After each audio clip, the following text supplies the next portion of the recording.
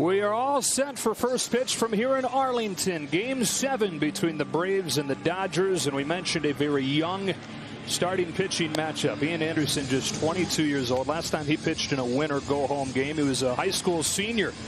Pitched his team to the state championship game in New York. Dustin May, just a little bit older at 23 years old. And so it is always a pressure-packed game, falling on the shoulders of a couple of youngsters here in Game 7. Well, definitely this youngster won't have as much pressure on him for a longevity of a outing. He's looking to only probably go an inning. So he'll want to be fine-tuned and lay it on the line, if you will. You see the number on the year. More of a special utility power pitcher. He can pitch for 2 innings or he can start a game.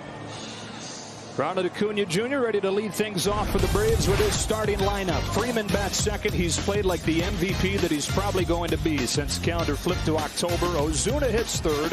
It's Darno, Albies, and Swanson through the heart of the lineup with Riley at third, Markakis in left, and the rookie Christian Pache batting ninth and roaming center field. It's the third appearance of this series for Dustin May. On Game 5 on Friday, 2 runs in 2 innings. So it did not go well. Yet here he is 48 hours later starting Game 7. And one of the most aggressive hitters in baseball up there in Acuna takes ball 1, and off we go at 100. Acuna has been off balance. Hasn't attacked the fastball. The Dodgers give them credit for keeping him off balance. 2-0. And the one thing that Acuna can still do, even though he hasn't swung the bat great, is when he gets on base, this could be a better matchup for him to steal a base. Just been a matter of getting on, as Acuna has really struggled here in the postseason. 3 balls, no strikes. Brian Snitker, the manager, thinks he's kind of overthinking, over-trying. Which you don't blame a guy, 22 years old, on a big stage like this.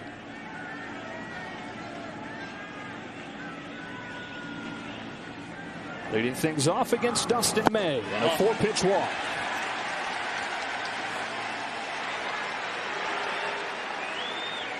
I feel like the Braves have a chance to do what the Dodgers have done in this series, have some big first innings.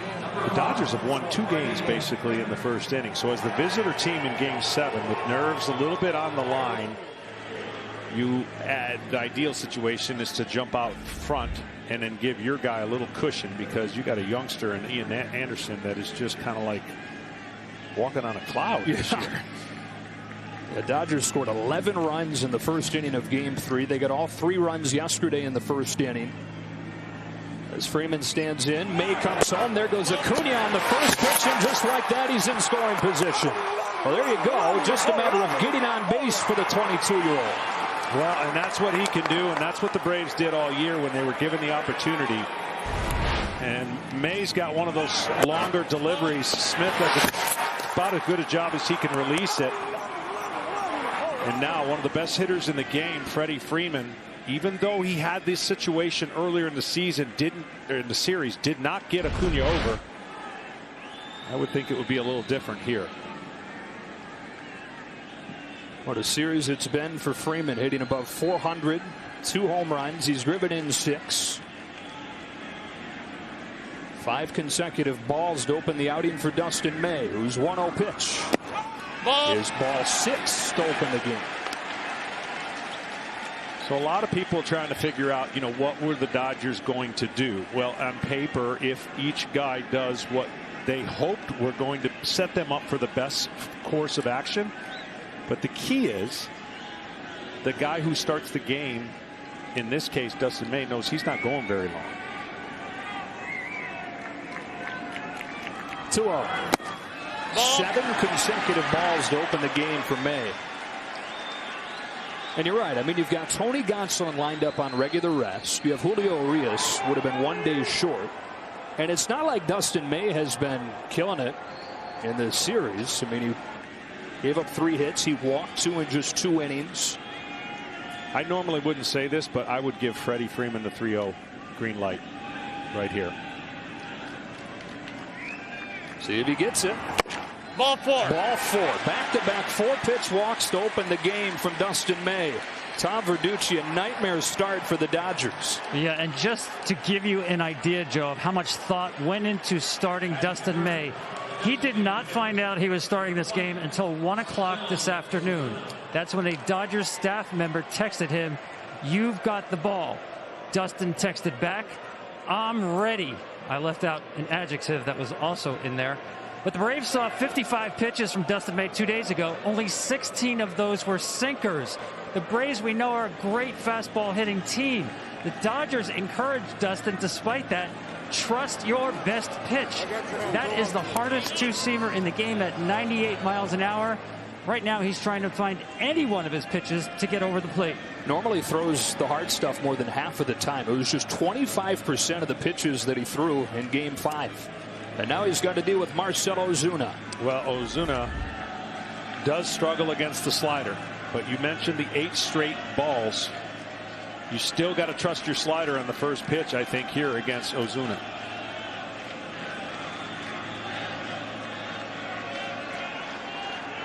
Two on, nobody out. First pitch finally finds the zone. On the 9th pitch of the game, he throws his first strike.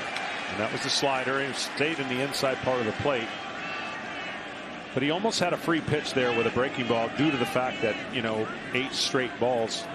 Ozuna was going to go up there, I would think, make him throw one. Led the league in homers, led the league in RBIs. First inning chance here. Grounds the base hit into left field. Acuna heads for the plate, and the Braves waste no time in Game 7. RBI single, Marcell Ozuna.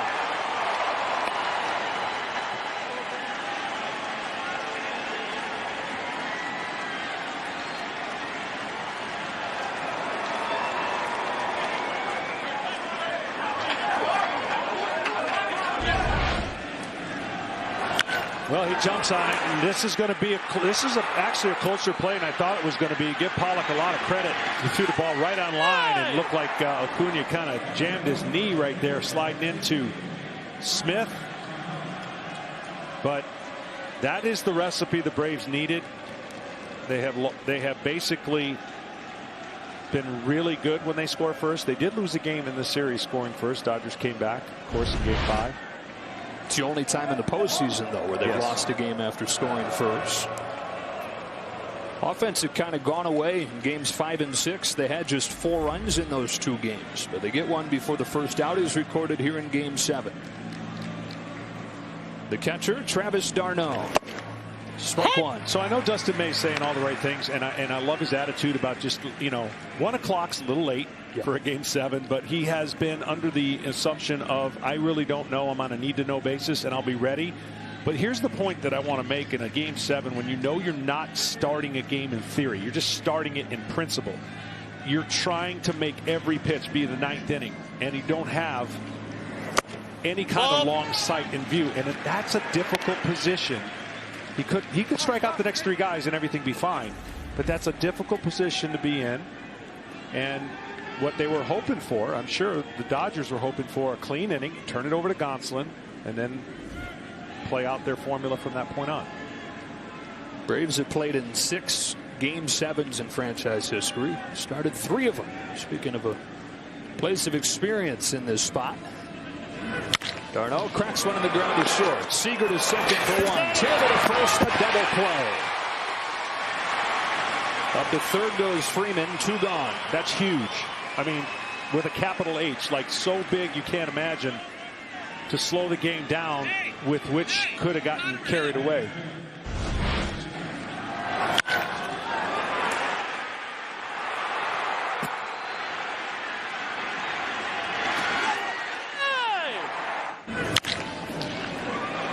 There's the double play, classic.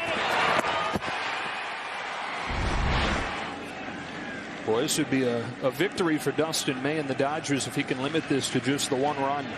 Big victory. Ozzy Albies climbs in. He's having a great series. 360 with a pair of home runs. The reason it'd be a big victory is the Dodgers know they're going to score. I mean, rarely do they get shut down and shut out. So you know you're going to score. The only thing you want to avoid in a game like this is that crooked inning, which the Braves are really good at giving up. They scored 3 or more runs a bunch of times. So do the Dodgers. Just try to stay away from that crooked number. Keep it to just solo. Top 2 run scoring teams in baseball this season. Chased one up. It's 1-1. It's just hard to predict with the way this series has gone, right? I mean, we've seen the offenses explode, and then we've seen them go dormant. It really has been hard to predict, and a lot of things come with the strategy you have before. If you lay it out, and then sometimes you have to read and react. You have to go different than what you think was the formula for success. You have to adjust. Down the corner, 1-2.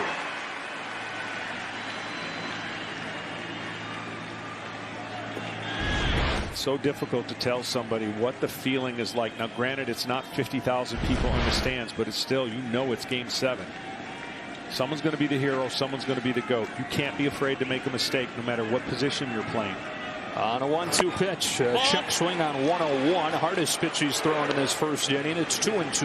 And you will find out, interestingly enough, about a player or two in these kind of situations. You'll see some get antsy and really get too aggressive. And then you'll see some that handle the moment as if it were just the first game of the season. That is the beauty of a Game 7. Everybody but the managers have a different no point fun of view. for them.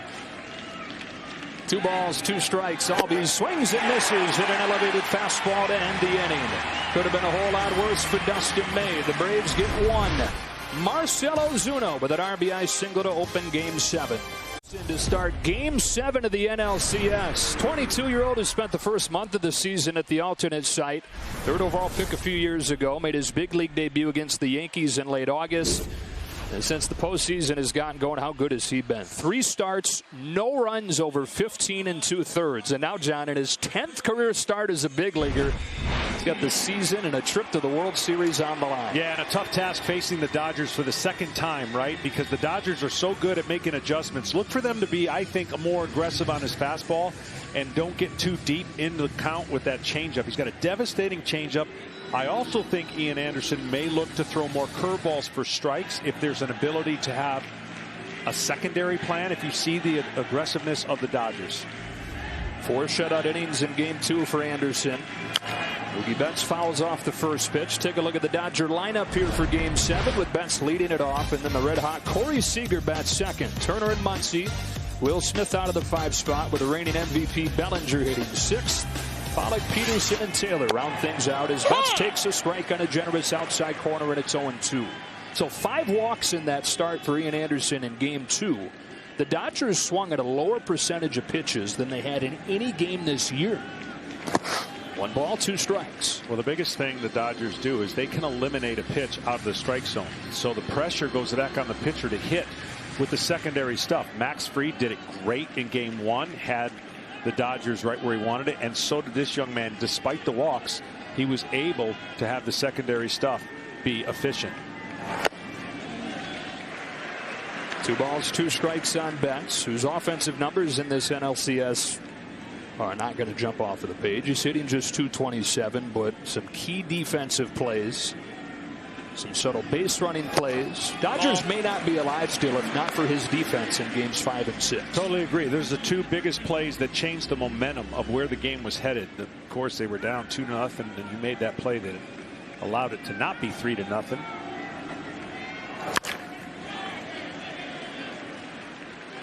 And see, these are the counts. I think in a Game 7, the pitcher who has the easier outs first, like no stress, no hard contact, just easy outs. This would be considered not an easy out. He was 0-2 and now worked to 3-2. Betts yanks a line drive to left. That'll dip in front of Markakis for a leadoff hit. Thinking 2 will throw on the brakes. Settle with a leadoff single.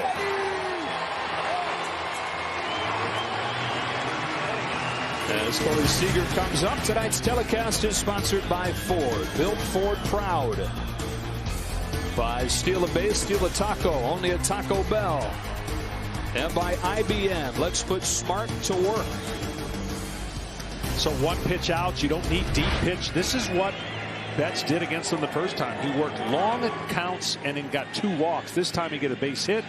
Both leadoff hitters have gotten on, testing the patience of the opposing pitcher right away. No hotter hitter in the planet than this man, Corey Seager. 5 home runs and 11 RBIs, both of those NLCS records.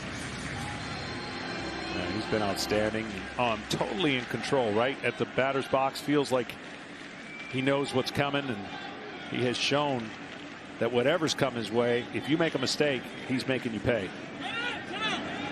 Although Ian Anderson had his way with him first time he saw him. Saw him twice, struck him out both times on that changeup.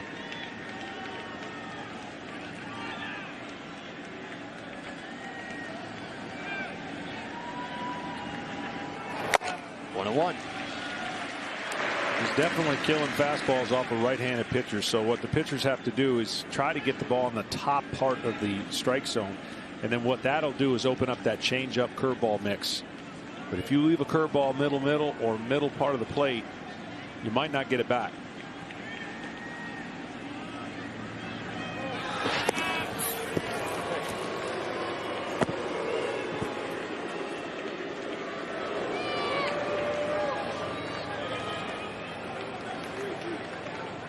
Traditional slider is the pitch that you can get success with. He doesn't have the traditional slider, does Anderson.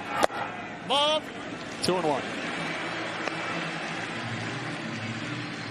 When they drafted him, he was pretty much his fastball curveball. That changeup has developed as he's worked his way through the minors. 4 minor league seasons before making the debut in late August this year. Completely different starting rotation for the Braves than they had planned. It's a swing and a miss on Seager, and it's 2-2. See, normally you didn't want your changeup up there, but he has one of those power changeup. It's a 4-seam changeup. It has the same spin that the fastball does, so they don't really get a good sense that that's not a fastball. And because he's already established the height of that pitch, the hitter's eyes stay in that area and just light up when you see it up, but they don't recognize the change of speed. And not a huge separation of speed, but still, statistically, the single most effective pitch in baseball this year. Opponents hit 076 against the change. Yeah, he has great arm action, straight over the top, which is unique. You don't see too many pitchers like that anymore, and that's what gives it the illusion that here comes another fastball. You have to respect his fastball. It gets on you kind of quick. Here he comes with the 2-2, and Seager fouls it again. Yeah. That over-the-top delivery you're talking about, that's one of the big things the Braves were attracted to when they drafted him 3rd overall. A lot of teams thought that was a stretch, taking Anderson that high.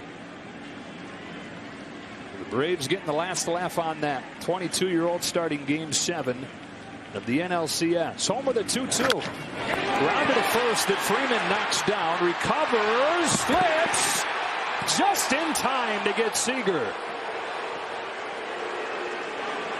Well, that was unlike Freddie right there. I don't know afterwards why he thought he could make it to the bag. Ian Anderson was there. This is a close play. A lot of close plays at first. This could have been 2. He knocked it down. He fumbled it. And then at that point, he needed to get the ball out of his hand as quickly as possible. And that is just. You could slide a penny underneath how quick that was. And they. Good call, and a runner right away in scoring position. Dodgers with a chance to tie this game in the 1st inning. And the man that has driven in more runs than any Dodger in postseason history, Justin Turner. Hit his 10th career postseason home run last night.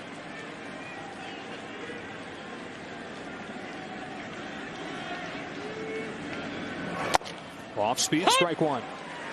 That's going to be the key pitch for Ian Anderson tonight. If he can get some free strikes, you call them stress-free, because I don't think a lot of hitters are going to go up there and sit on a curveball. So you get ahead with the curveball, and then you can start mixing and matching the location of your fastball.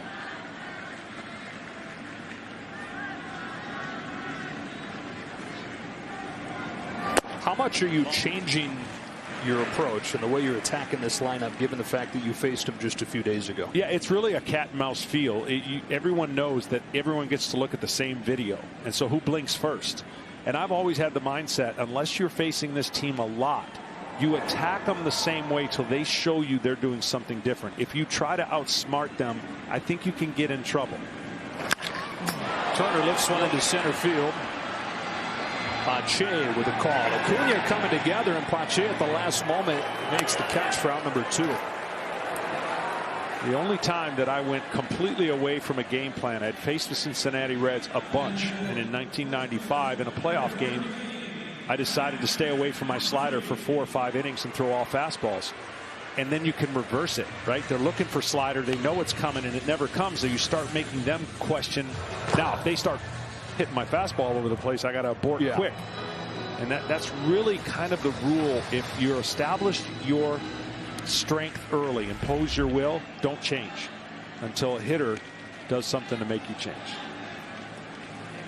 Braves 1, Dodgers nothing. Bottom of the first inning as Max Muncy comes up with Mookie Betts in scoring position. See, like this guy right here makes you want to throw secondary pitches first to get off the fastball. He's so good at taking, but if you hit for strikes like that, you have a better chance to get a Max Muncy out with your fastball late up. You're not going to get him out early with the fastball because he's ready to hit. And so you really have to be good. That's what he's done. Credit him. And now you just have to try to out-execute him. On an 0-1, Muncy fouls off a fastball, and it's 0-2 very quickly. The hardest part today is identifying the guys that never come off fastball. What I mean by that is they hunt fastball all the time, and you can make them look silly on breaking ball and saying now's the time for a fastball. Or vice versa, the guys who can't catch up to a fastball, they foul off, and you go to a slider, and you're doing them a favor because their bat speed catches up. You got to rely a lot on your catcher there for those things to come in game. Anderson trying to pitch around the leadoff single from Betts, who takes his leadoff second. 0-2. Muncy leaves it very high, ball 1.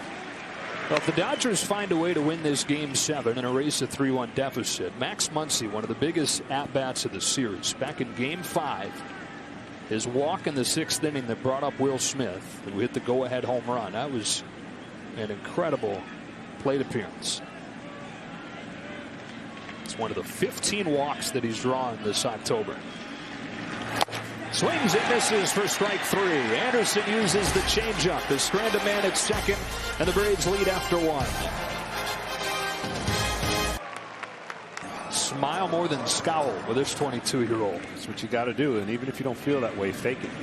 Dansby Swanson takes strike 1 from Tony Gonsolin, who was lined up to start this game. 26-year-old rookie started game 2 with Clayton Kershaw scratched. Gave up a career-high 5 runs in that game, but he showed over the first few innings why the Dodgers are so high on him. He was perfect through 3 in that game. It's 1-1 on Swanson. Let me tell you something. He pitched way better in that line. I know the reliever gave up a couple of his runs. This guy has got everything you want to be a lockdown starter in the future. His makeup is his own. It's unique to him, and his stuff is pretty good. That's the 1-1 fly. Swanson lifts a fly ball to left center field. Peterson going back. Dansby Swanson, upper deck home run. And the Braves lead it 2-0.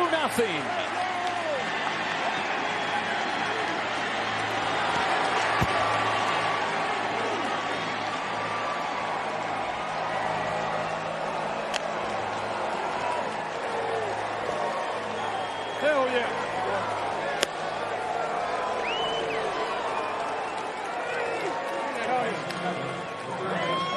Braves are a team, and the Dodgers that have a lot of emotion and play off that emotion. I think the controlled emotion approach today, not expanding or expending as much of that energy, would be key. But that's the point I'm talking about. Each pitcher that comes in now for the Dodgers has to establish his feel early. And what if that feel early, again, gets you to this point? So it's going to cause Dave Roberts to have patience, and each pitcher to come in and try to find their A stuff as fast as possible. Austin Riley now, no balls, 1 strike. He takes down and away, and it's 1-1. Tony Gonsolin gave up 2 home runs in 46 innings during the regular season. Gave up 1 to Freeman in game 2.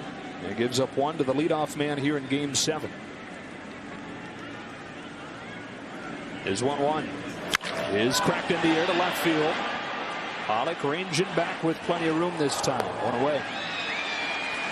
Well, on this homer, Swanson's game, the game before, he really got locked into the plate. There's that big circle slider. Not a good thing for a pitcher. Much better for a hitter. He completely stays back. He sees the big circle. You don't want to see that if you're a pitcher. And that's a recipe for a ball that usually goes a long way, and that one did. Braves are the #2 home run hitting team in baseball this season. They hadn't hit one over the last 2 games. It's become kind of a patented celebration. I guess his knee's fine. I would say. He got up. Here's Markakis going after the first pitch. It's fouled and strike 1.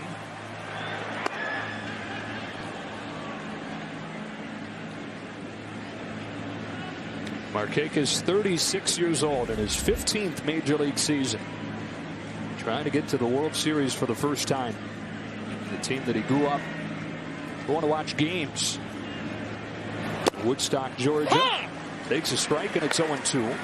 And a very unique season for him. Opted out, then opted back in. How ironic would it be for a guy who hasn't been to the World Series? He'll go back to that decision and be thankful if the Braves can win. Longtime Oriole, now in his 6th season with Atlanta. Takes up and away, and it's 1-2. He's had opportunities to go other places. In fact, back-to-back one-year contracts. But, man, how do you beat playing for your hometown team? Your family in the area, going to most of the games in a normal year. And now his kids are big Braves fans. They said, you can't go play for somebody else, Dad. I ain't doing too. Okay. Yeah. Well, early in this series, he looks like he's getting better timing, but fastballs were beating him left and right. Velocity had his number. And then right after Buehler came out, a cutter that hadn't been hit off of Trinan forever, he hit for a triple down the line, and sometimes that is what helps you get a little more locked in with the timing. But the velocity was definitely beating Markakis in this series so far. Came in to score the only Braves run of the game after that triple yesterday. 2-2 is perfectly placed for strike 3 and out number 2. Well, Kenny, a couple questions. Number 1, why couldn't have Tony Gonsolin just started the game if you're the Dodgers? And number 2, what's the plan to get through this? Well, very interesting questions, Joe. And the idea was to get Dustin May through the top of the Braves lineup and create the possibility that Gonsolin would face that group only once. The Dodgers want Gonsolin to get through about 15 hitters, ideally even more. If he's rolling, they will let him keep going. There is no hard stop here. Now, one other thing. Brusdar Graterol was sore yesterday, so the Dodgers wanted to avoid him in Game 6. We saw him throwing earlier. He is available tonight, most likely for 4 or 5 hitters. Right, and obviously Julio Urias, somebody that you probably see. Clayton Kershaw, of course, people wonder about that in a postseason game. And in Game 7, could he pitch out of the bullpen? Sounds like the Dodgers would prefer to stay away from him. Talking with Dave Roberts. Christian Pache takes down and away, and it's 1-1. Again, this is all a moot point if everybody has their best day. But you're asking everybody to have their best day. And the game is played differently. You don't have your lockdown starters that prototypically will just go there until they show they can't go no more. So the bullpens will be a big factor. We knew that coming in, and both bullpens have kind of mirrored each other. They've had a couple good moments, a couple bad moments. They were the 1 and 2 best bullpens in the National League. Like we said, man, you just can't predict anything in this series. Just when you think you've got it figured out. Pache takes up and in, ball 3. His emergence has been important for the Braves in this series, getting an opportunity with Adam Duvall's injury. Just 21 years old. He had made 4 plate appearances as a big leaguer prior to this series. And he's been in the starting lineup every game since Duvall's injury early on. On a 3-1 pitch, Pache swings through a fastball, and it's 3-2. Let me tell you something. This young man has gained more confidence, and he has carried himself way better than you could have expected. Looked overmatched, looked like deer in the headlights when he had to come in emergency, and now he knows he's playing every day. He's gotten better and better, drawing some big walks, and of course can play center field. On a 3-2 pitch, the rookie Pache pops it back. We'll do it again. Comparisons to Andrew Jones. This guy was considered the best defensive prospect in all of baseball coming up. I'd never want to put that on anybody. Yeah, it's high praise. Yeah, that is. Andrew's in a category by himself. This young man could get to that level, and I understand the comp, but offensively, it's not a fair comp right now. Defensively, maybe. Another 3-2.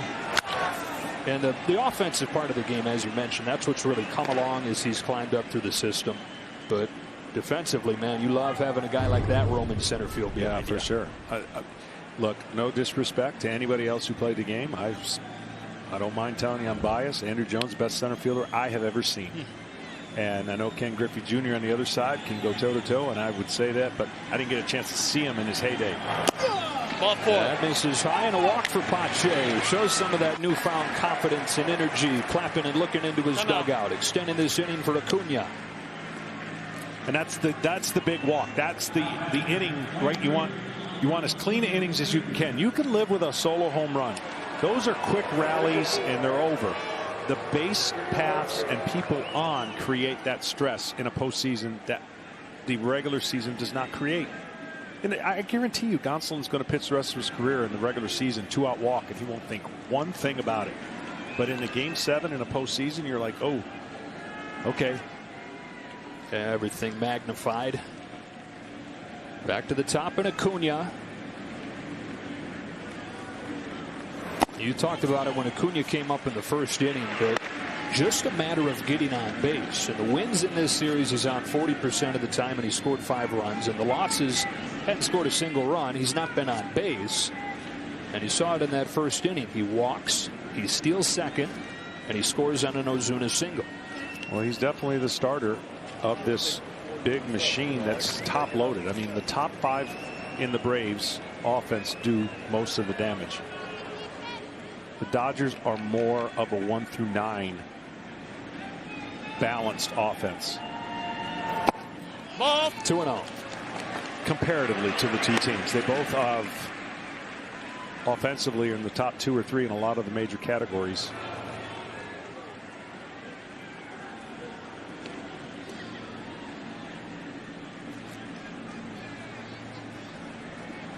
One in the first against May, one here in the second against Gonsolin, who fires 2-0, and Acuna gets under it, sends it right up through the opening where the roof moved over, and it left it's A.J. Pollock waiting for it to come down, and he makes the catch. Well, we've seen the wind be a factor in this series with the roof open, and perhaps it was getting way up into the Texas night. Same with Dansby Swanson's home run ball. A leadoff shot here in the second, and the Braves have a 2-0 lead in Game 7. The division series a little bit quiet over the first few games of this championship series, but he got it going yesterday. He's got a home run here in Game 7. Ian Anderson pitching with a 2-0 lead as Will Smith goes up there, shows bunt, takes ball 1. I do think like a guy like Dansby Swanson, who's played at the highest level in college and been able to play at that peak, I think this helps. That's kind of a nice kind of resume to have gone through it. A lot of these guys are doing it for the first time. Will Smith hits a ball down the line to left towards the foul pole. It is just wide of the pole and strike 1. And if I were on the Dodgers right now, what I'd be saying is, hey, boys, we're fine. Let's just give this guy an ERA. He hasn't even experienced an ERA yet because he's been so good. And Ian Anderson, that ball hooks just foul. Oof. We've seen already 4 of those in this series where that section, I don't even know. That's where you should have bought the tickets. I guess. Up there. 1-2. So that great catch was that yesterday? Yeah. Incredible. Now with 2 strikes, I would think Ian Anderson could go to the curveball. This is the only pitch really Will Smith has shown he hasn't adjusted to yet. And he went to it. Smith took it. Count evens. But after you bang that fastball for a strike, that's the best time to come back with a curveball that looks like a strike. And that one wasn't. That one didn't ever touch the area that enticed Will Smith.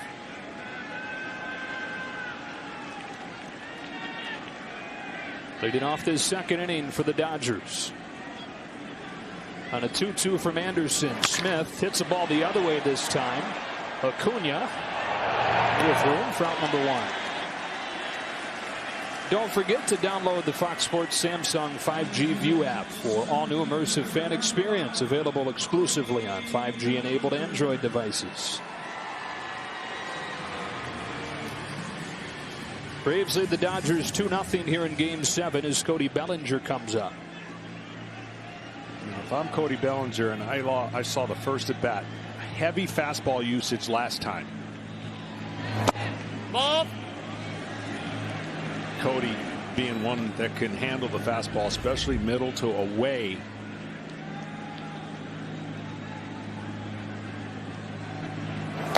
Back-to-back for fastballs, both missed 2-0.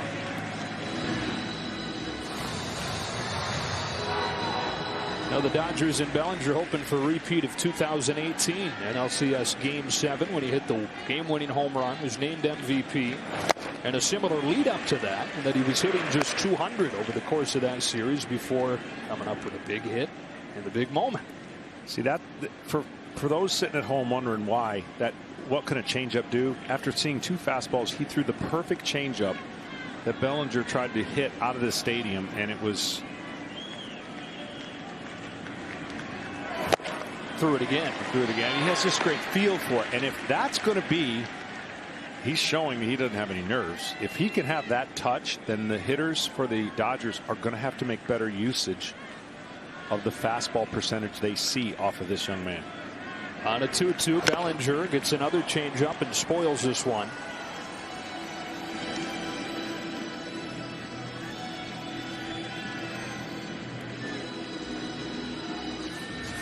22 years old out of Rexford, New York. Another 2-2. Bellinger yanks one to right. Acuna angling back. He's got it over the shoulder. 2 up and 2 down. So here's what you're going to be seeing if you're facing Ian Anderson. Over the top, straight fastball coming at you at different heights. And then he's going to have this changeup coming out of the same slot along with this breaking ball. Watch the different angles that you have to make a decision. The fastball's the bottom pitch, but look at the breaking ball, at what it does to your eyes, and the changeup makes this very difficult to recognize that it's not a fastball. And for a great fastball hitting team, that is exactly the recipe of success against the Dodgers. Because if you make mistakes, they're going to embarrass you. That's how good and disciplined this lineup has been over the course of this year. With 2 gone, it's A.J. Pollock taking ball 1. I love those overlays. Gives you such an appreciation for how hard it is to be a major league hitter. It is. I mean, the velocity's never been greater, and we see so much more of it, that when you think of the style of hitting and the way that these guys are trying to hit, if you can make secondary pitches, if you can just hit 50% of them, you got a chance to dominate and strike out a lot of guys, because the guys can't cover all of that. The homers that we showcase and show all the time with exit velocity over 110, those are mistakes.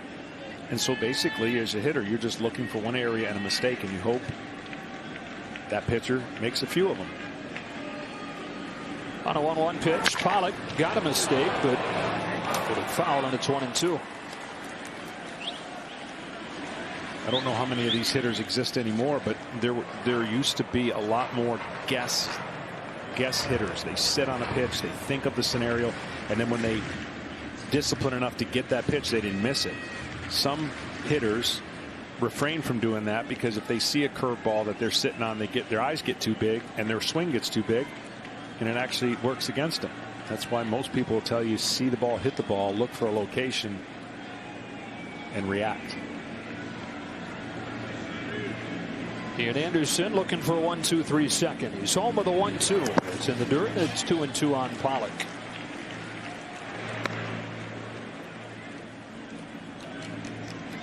Anderson spent most of last season in Double-A. Got a little taste of Triple-A at the end of the season, and then opened this year at the alternate site. Didn't make his debut until late August, with piece after piece of their planned rotation either going down with injury or underperformance or opting out. That's crushed on the line to left, base hit for Pollock. 2-out base runner for the Dodgers here in the second. Missed an opportunity to go to the changeup. He went to the curveball, and Taylor did not miss it.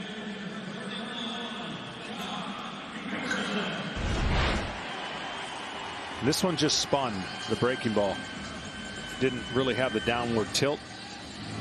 And as a team, like I said, the Dodgers don't miss many of those. You just hope they stay in the park because they led the world in homers. And they've hit 14 in this championship series. And at the plate here has one of them, Jock Peterson. Came in that huge game 3 when he went 4 for 6.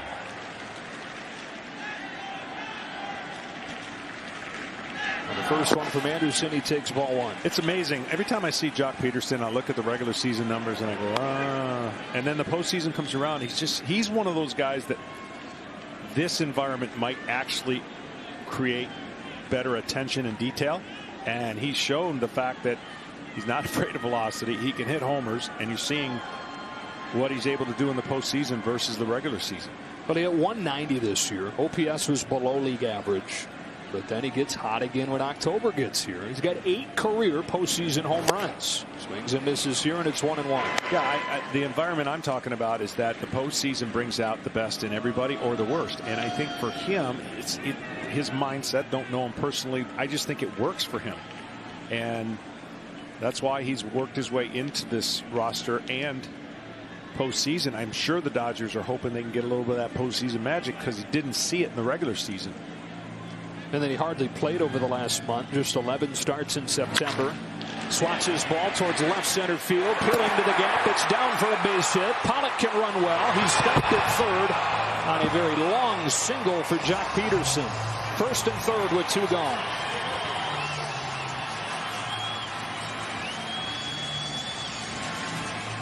Good job by the young center fielder. He could easily get lost and try to get that ball in way too firmly and create a second and third. He cut it off and threw it to the right base. And Pollock with good speed couldn't take a chance there. They were playing deep. Outfield's way deep, trying to prevent doubles with 2 outs. Exactly what it's set up to do right there. Stop sign from Dino Ebel, even with the 9-hitter coming up, and Chris Taylor. But Taylor in the lineup for the first time since Friday when he rolled his ankle. Dave Roberts texted him this morning, said, "Are you good?" And he hit him with a couple exclamations and said, "Put me in, Skip." Big spot here in his first at bat, and it's a cross-up that hits off Darno's glove, allowing Peterson to move into scoring position. They're lucky that wasn't worse. Very lucky. And you usually, again, don't see a cross-up without a runner on second. I'm not so sure it was, the way he reacted. But they're going to make sure, that's for sure.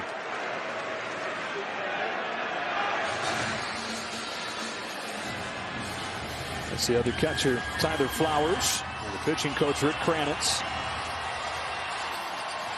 Well, so Taylor finds himself with a big opportunity here in the second inning. A guy that's been very good in big spots in his time in a Dodger uniform.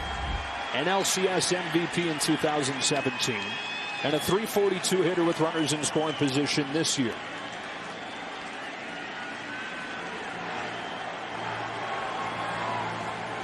Swings through it, 1-1.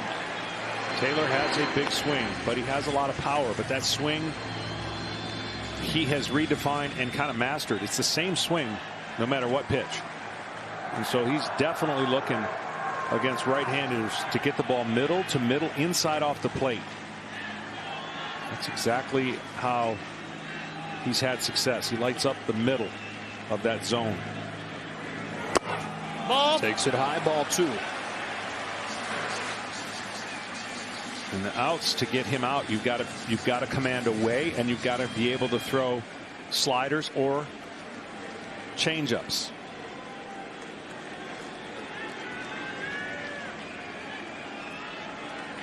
Dodgers trying to score the first postseason run against Ian Anderson. Second and third, 2 gone. A 2-1 pitch. Taylor pops it foul, and it's 2-2.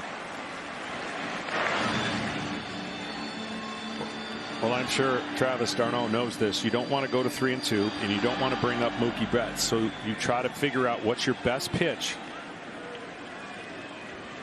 that you want to throw right here, 2-2. There's not an opportunity. You do have another pitch you can throw if you go to 3-2, but the point is you want action right here.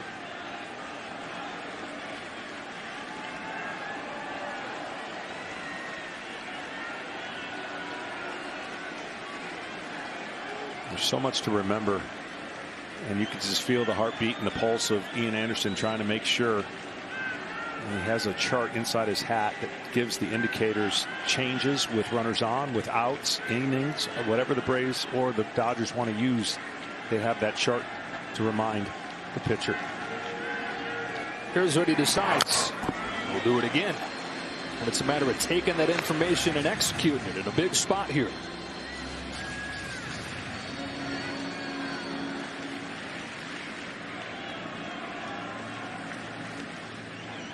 $17 1/3 in the postseason for Ian Anderson. No runs against him. He's not given up a hit with 9 at-bats with runners in scoring position this October.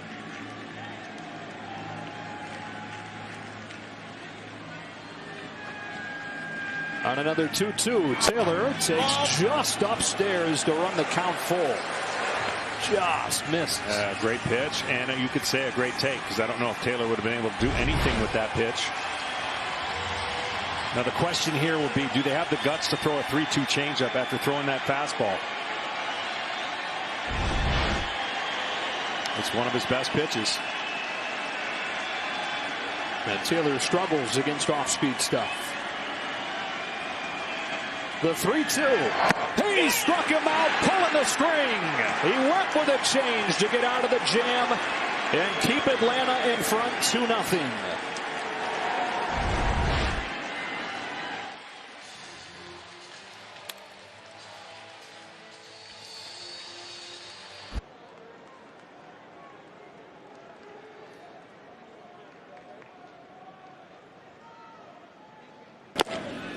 That is ball 1 to Freddie Freeman. Off we go here in the 3rd inning with the Braves in front of the Dodgers 2-0. Second inning of work for Tony Gonsolin after Dustin May handled the 1st inning. Freeman lifts the ball to center field. Bellinger goes back on it, puts it away for out number 1. Yeah, that's definitely the wrong guy to hit it to. I've seen Bellinger now play the outfield, and I said it when I was doing the series, when we were doing the series in San Diego. You're never going to see a greater catch under the circumstances. Oh. Great athlete. And this ballpark, he could do some damage here and covering this big, spacious outfield. How nice would that be? I know you had Andrew Jones behind you, but a guy like him in center and then a guy like Mookie Betts in right. Yeah, it's just, it's a luxury to have the, let's face it, outfielders save you bases. I mean, yeah, you're only going to lose 1 base in the infield. You could lose 2 bases in the outfield if it's misplayed or not covered. 1-0 on Marcell Ozuna. Drove in the 1st run of the game with a 1st inning single. Yeah, he cracks this ball towards the left field corner. Pollock sprints it over and he'll run it down, showing off some range of his own. 2 gone.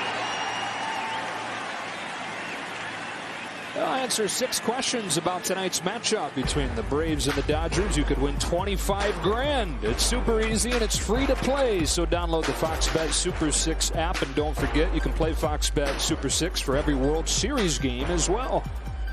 One of these teams against the Tampa Bay Rays in this ballpark. The Rays, boy, they got a scare put into them, getting a 3-0 lead over the Astros and then hanging on in Game 7 as Darno climbs in with 2 away. I don't think I've ever seen a collection of arms that throw close to 100 miles an hour than what the Rays have. First pitch swinging. Lazy fly ball to right. Carries pretty well, but not very deep. A 5-pitch inning for Tony Gonsolin. 2-0 in Game 7.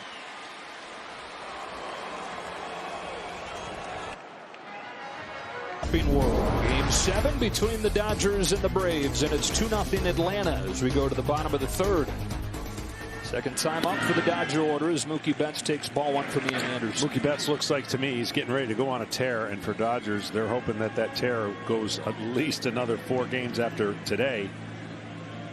He's tracking pitches well, and I know that he has the power to go along with his speed. But this is a big at bat for obvious reasons for Ian Anderson. Top of the order for the Dodgers. Crushes this ball in the air, but so maybe got under it as Acuna drifts to his left. He's there, 1 away. 2-0 game here in the third. Up comes Corey Seager. StatCast powered by Google Cloud is 5 home runs in this NLCS. And some emotion. Yeah. You see that. Yeah, you don't see Corey Seager say much. He's businesslike, does his business well. He's setting some records, and potentially more of it. They're really doing what the Dodgers had hoped and even anticipated that he would do eventually in his big league career. Breaking in as a 20-year-old. Rolls this one to second. Albies flips on to first to get him, and 2 quick outs against the top of the order. See, those are the stress reliever outs. That's the one you want to have. You know that you came into a game like this and you don't prepare to ever have the lead. And when you have the lead, you can get that uh-oh factor, like, oh, I got a lead, now I got to hold it. And a game like a Game 7, the less stress you have, you can get on a roll. Otherwise, the bullpen's going to get up in the first sign of trouble, and you're going to give your manager the inkling that you may not have it for that given night. So a good start, to say the least, by Ian Anderson without that ton of experience. Turner with 2 gone. And at least in terms of the pitch count, he was in need of an inning like this. I mean, 2 scoreless innings, but he'd thrown 47 pitches through 2. Yeah, I've always said, you know, when people ask me what's it like to pitch at Game 7, I say, well, it's going to be the longest game you ever pitch in your life. And they're like, what do you mean by that? Well, the attention to detail is so finite. Like, you're concentrating on every hitter like it's the last hitter you're going to face. That's the only way I knew how to approach it. And you never do that in a regular season game. You would be drained. There's no way to get through 5 of those games. And so what you find yourself doing is grinding on every pitch and hoping that when you get through an inning, you do that again and again. And you could find yourself in the 4th inning feeling like it's the 8th. But that's part of what goes into this kind of games. Anderson looking for his first 1, 2, 3 inning. Leaves that one up. How many did you sleep for, like 3 days after World Series Game 7? Well, you know what?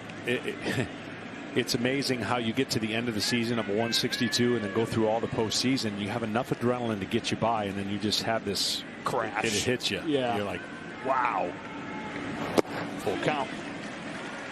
Mentioned it earlier. There's 6 Game 7s.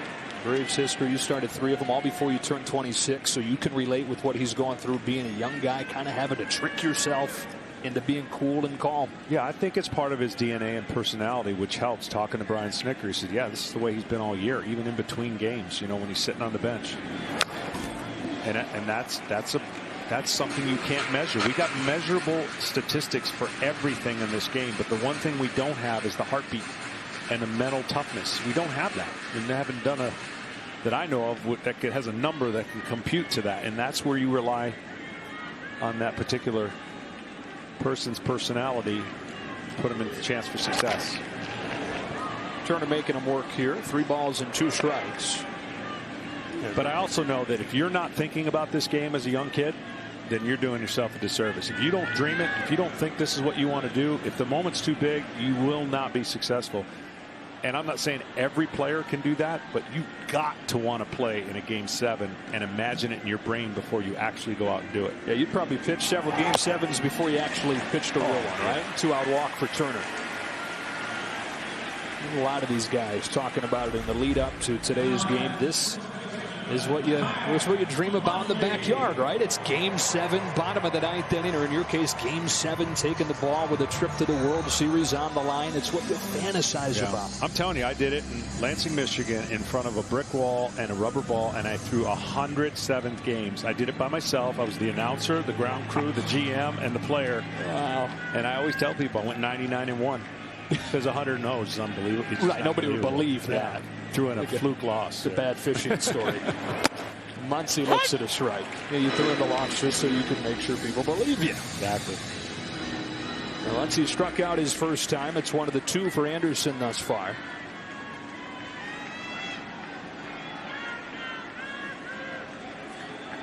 But again, the stress for Ian Anderson has come with 2 outs. A lot of the Dodger damage in this series with 2 outs. They've been great. I think something like 25 runs or something that I saw with 2 outs so far in the series. So nothing's going to be crazier than the first inning. 10 of the 11 runs they scored came with 2 outs and blew that game open, of course. Game 3 on Wednesday. Muncy down the line but foul, and it's 1-2. Yeah, they've scored more runs with 2 outs than any team in any series ever. That's the whole postseason, right? Yeah, through the postseason, more than half of the runs coming with 2 out. In fact, quite a bit more than half. Pete Macheska, our producer, the mathematician, says 58%. Coming with 2 out.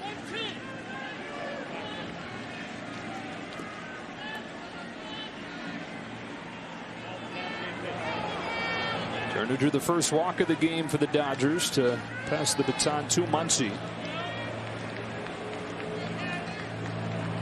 He waits on this 1-2. And yanks it down the line. Keeps it fair this time. It scoots all the way to the corner. Rattles right to Acuna. And Turner, who's battled a hamstring for much of the season, is anchored at third on a 2-out double from Max Muncy.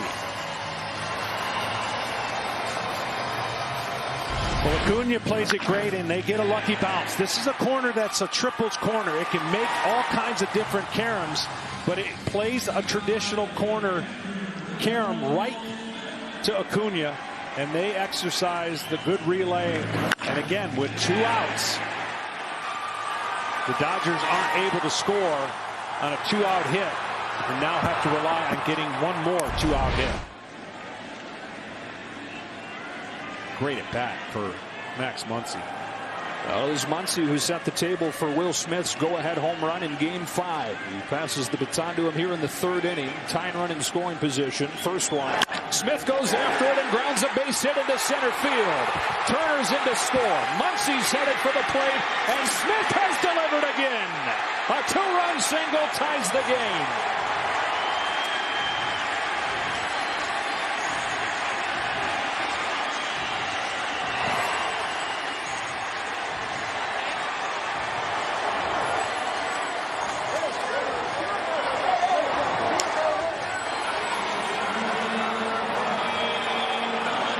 Smith has been unbelievable, and he takes an advantage of a fastball and deliberately, and I'm saying deliberately, goes to the right side.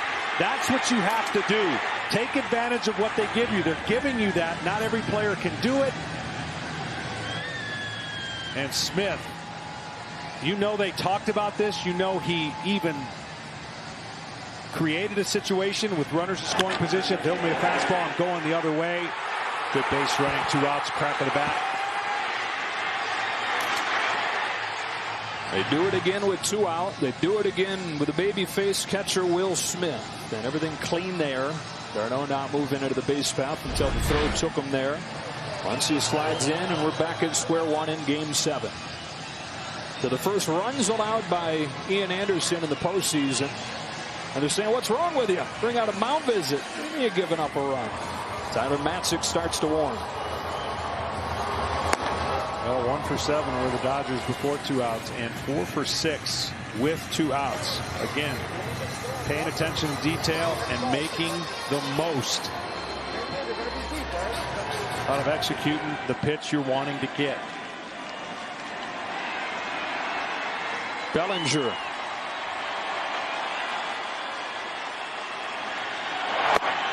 Ball 1. So here's the problem with the way those runs were scored for Ian Anderson. It seemed like an innocent 2-out walk. In the postseason, nothing's innocent. That's what I'm trying to tell you. Like, that's a rally. And it certainly turned that way for the Dodgers. Now Bellinger had 2 balls, no strikes. Bullpen churning with Anderson in 66 pitches.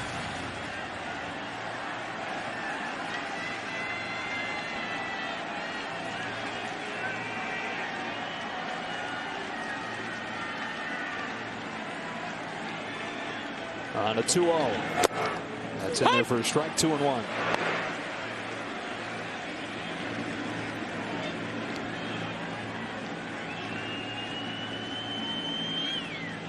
And Anderson got the first 2 outs of this inning on 4 pitches. Yeah. And a no big deal walk. So like you said, it all turns into something this time of year. It's 3-1 on Bellinger. And I'm not saying he let any foot off the gas, but that's why each individual batter is so important. You can't not focus on every pitch, and that walk is what the Dodgers have done so well as a team. So many big walks they've gotten. On a 3-1, Bellinger takes a changeup for ball 4. Last down to third, no swing. It's the second walk of the inning. 2 on, 2 out in a 2-2 game. Will Smith, you go back to game 5. The Dodgers down 3-1 in the series, down 2-1 in the game. And in the 6th inning, he launches this home run. And if the Dodgers are able to win this series, maybe the turning point. Tonight he ties game 7 with a 2-out, 2-run single. When you're pointing to your dugout, there's been conversation of this is what I'm going to do when I get this opportunity. And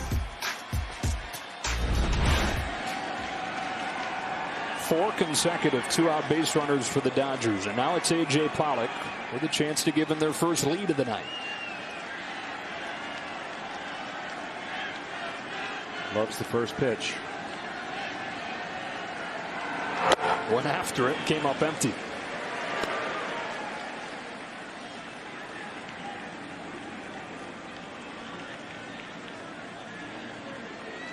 There's another inning of at least 20 pitches for Anderson.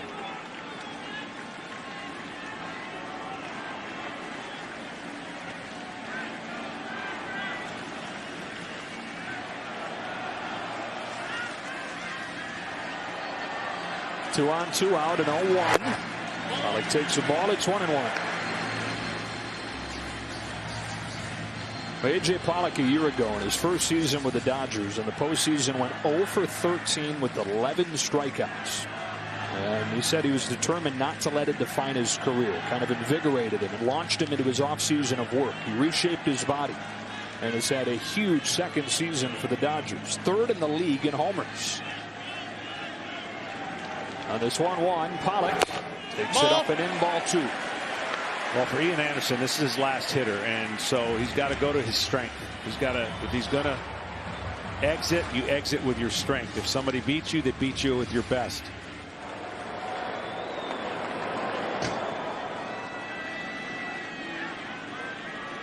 Well, when you said that in the second, he went with a changeup, righty on righty to get Taylor.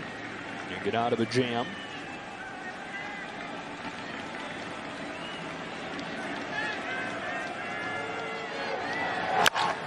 Went with it here, lofted to center. Pache will end the inning. But the Dodgers have tied it. What seemed like a relatively harmless walk to Turner opens the door for Will Smith to come through. It's 2-2 after 3 in game 7.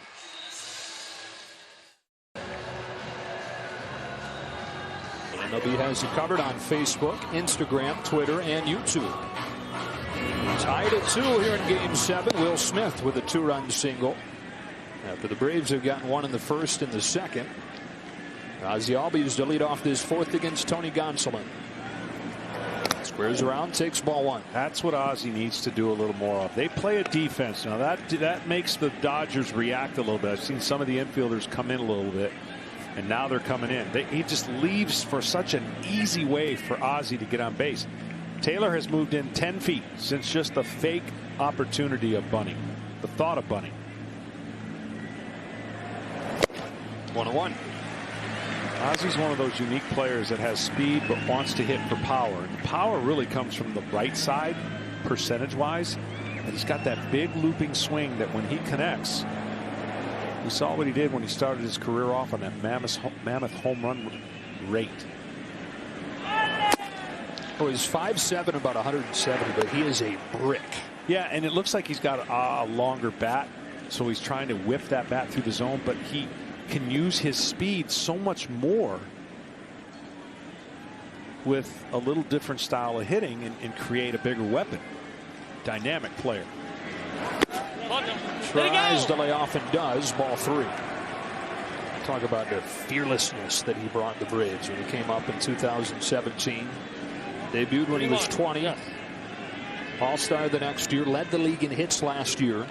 Now this season he missed much of the year with a wrist injury, but he was on a tear when he came back from that in September, and he's kept it up here in the postseason. He's leading off the 4th in a 2-2 game, swinging and missing to run it full. See, that was a swing 3-1 dedicated to pull. and that was a pitch on the outside. You could see him almost kind of. This pitch is a pitcher's pitch, but see how he's just trying to hook the ball? That's the perfect pitch to go the other way with. And that's the difference between how some of the hitters approach launching. Payoff. Ball 4. A leadoff walk for Albies. Tonight's telecast is sponsored by Geico. Happy Geico-ween. You could save even more by bundling home and car insurance. Now by Hankook Tire. Never halfway. So I've always said that when you're pitching and a guy hits a home run off you first time up, you can't let him take away that pitch. And we'll see if Gonsolin's affected by that hanging slider that Swanson was able to hit for a home run. You never want to put a pitch in your back pocket just because somebody did damage off of it. The Braves shortstop has turned it on. 3 hits yesterday. And the home run to open the second inning against Gonsolin. He takes ball 1. You talked about him being a guy that has benefited from playing in big games, playing in the College World Series at Vanderbilt. He says it actually goes back to his high school basketball days, having the pressure on him as the go-to scorer, playing in some big state tournament games. Well, I can tell you this. It took him a while to get over the fact of the #1 pick and everybody talking about what they're supposed to look like. He didn't get a chance to play for the team that drafted him. He gets traded, and he's really adjusted about, I'd say, a year and a half, 2 years later. He's really felt comfortable, and everyone's getting a chance to see how talented this young man is. But can you imagine just what that would be like to, hey, you're our #1 pick. See ya. We're going to trade you. Good lead for Albies. He runs. Here's the throw from Smith. No chance. Second stolen base of the game for the Braves. First one led to their first run. This one puts a man in scoring position in the 4th. And a great job by Swanson. Normally you want the hitter to swing to keep the catcher back, but I guarantee you saw that was such a big break. There was no need to get a strike called on him to swing out of the zone. So a straight steal. And we'll see how the Braves choose to play it from this point on, with the shift being where it is and the way they're going to pitch Swanson to pull.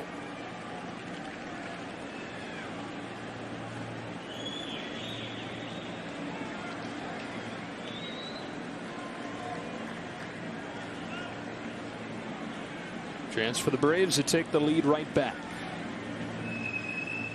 Gonsolin's 2-0. Outside, ball 3. Well, not just being the first overall pick and the pressure that comes with that, and the mind game that comes with getting traded, but how about getting traded to your hometown team and being the quote-unquote savior, the pressure that comes with that? He grew up in Marietta, about a half an hour from the ballpark, going to games, dreaming of playing for the Braves, and then suddenly finds himself as the guy that's supposed to bring him back. He admitted that took him some time to really embrace. Strike 1.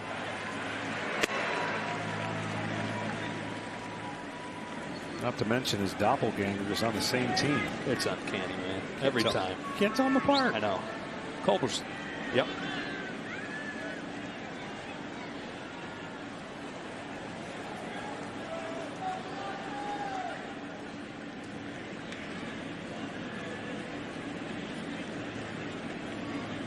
Albies at second as the 3-1 comes home from Gonsolin. And Dansby Swanson Ball 4. watches ball 4 just off of the corner. Back-to-back walks to open the inning for the Braves.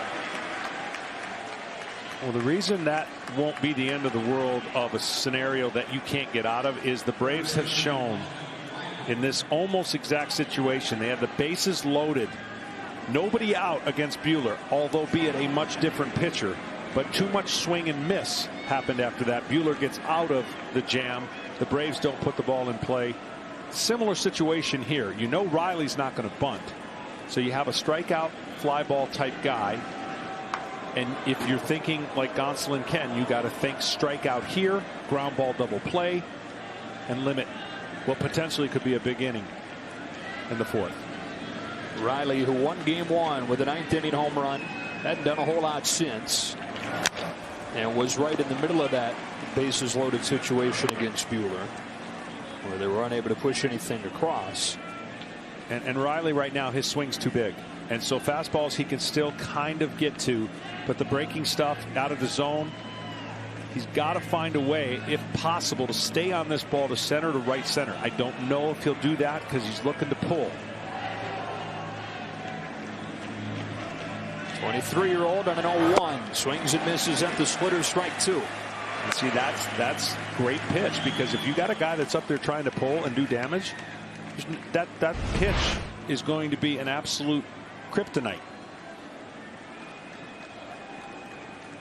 And the one thing about the Braves is they struck out a ton as a team in the regular season.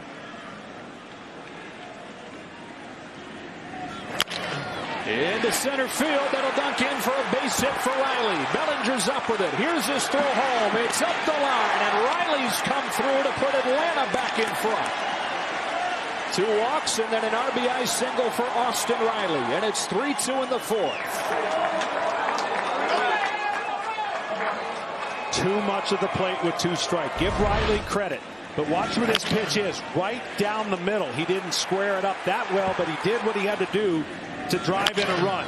That's a big mistake by Gonsolin's part, and now I would think the Dodgers bullpen and Trinan going to try to get ready as quick as he can to limit a potential huge inning for the Atlanta Braves. What a job by Riley, but not a good pitch by Gonsolin right there. So the Braves waste no time getting right back in front after the Dodgers tie it in the bottom of the 3rd. Still nobody out, and up comes Nick Markakis.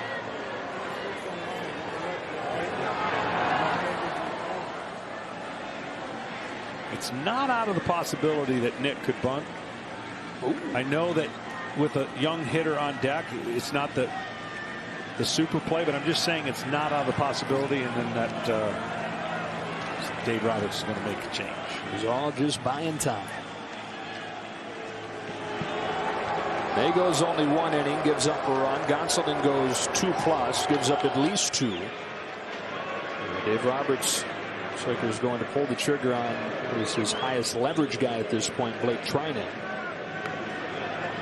With runners at first and second, and nobody out here in the 4th.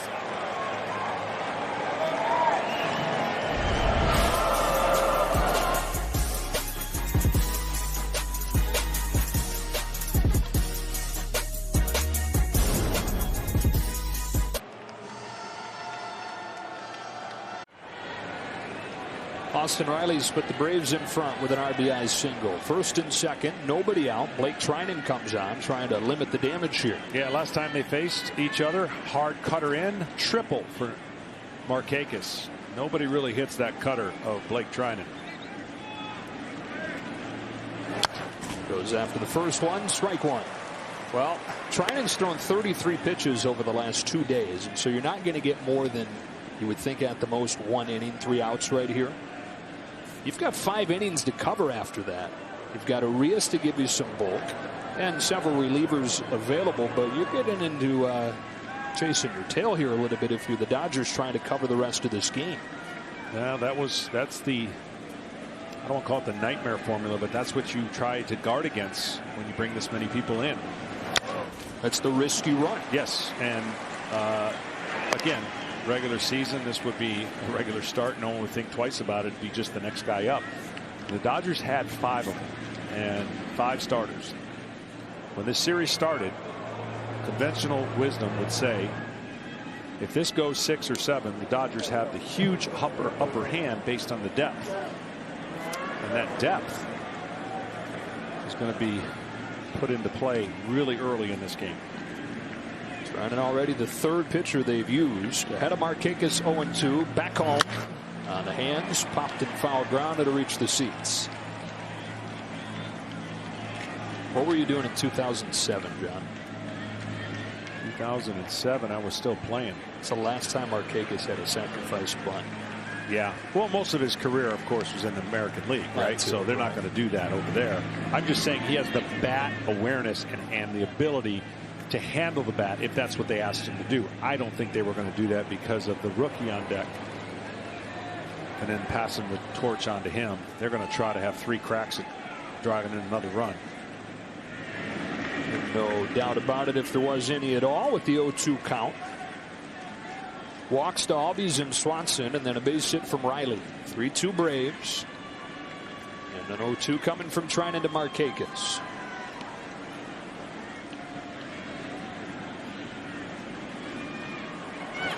Oh, no. In the dirt, runners will both advance. Well, there's your bunt.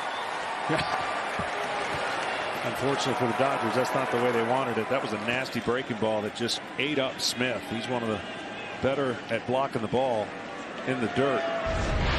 So nasty, Markakis almost went after it. You see the spin, and then it hits his chest protector, but just bounce away. And now, interestingly enough, the Dodgers are going to play it back and concede a run and try to avoid the bigger inning. If this were later in the game, I'm sure the infield would be in. They're going to trust their offense.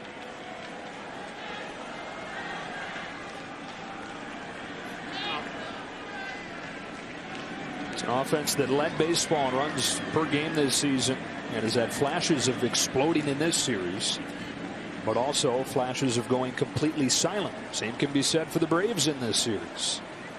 What will Game 7 have in store? Winner moves on to the World Series to take on the Tampa Bay Rays. Trinan's 1-2. Inside ball 2.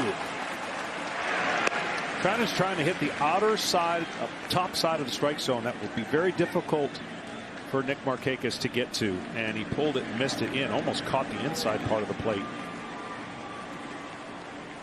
That bench is looking to erupt if any more runners cross home plate.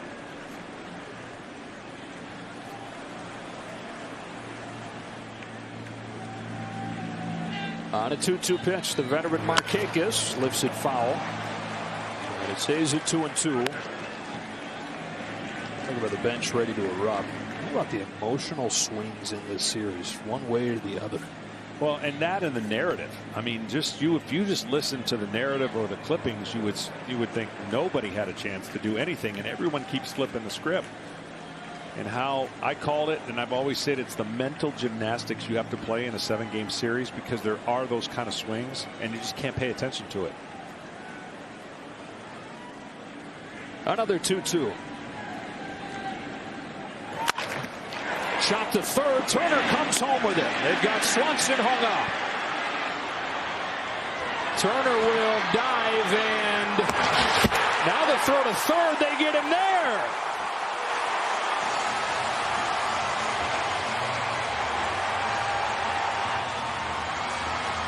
They're saying take a look, but as it stands, they get 2 on the base paths. Yeah, that couldn't have gone any worse for the Atlanta Braves, and it couldn't have gone any better for the Los Angeles Dodgers. Once he was going, I'm shocked he was going on contact. He was not able to stay. Now, Riley should have just kept going immediately when he committed, and at that point it was probably too late. And the Dodgers executed this incredibly well. The awareness of Turner to get up and throw it to third base. Well, he just barely got Dansby Swanson. I don't even see an out call from James Hoy at home. Or third base umpire Corey Blazer, but it winds up being a moot point. Swanson, whether he was tagged or not, headed for the dugout, but he did get him. This is similar to Game 5. When the Braves, in a tag-up situation, went ahead 3-0, only for it to get reversed because he didn't tag up. And of course, the Dodgers went on to win that game. That are the kind of things that can happen when the tension in the game is played at such a high level. Now it's the rookie Pache. Walked his first time in an 0-1 hole here.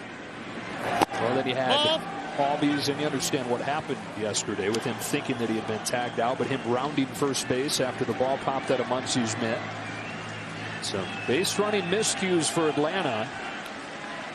I'm just shocked with second and third, nobody out, how you would go on contact to the third baseman. I can see it to the shortstop. That's a bouncing ball gently to short. Seager charges and throws and gets him down the inning. The Braves take the lead, but somehow they get just one. It's 3-2, middle 4 in Game 7.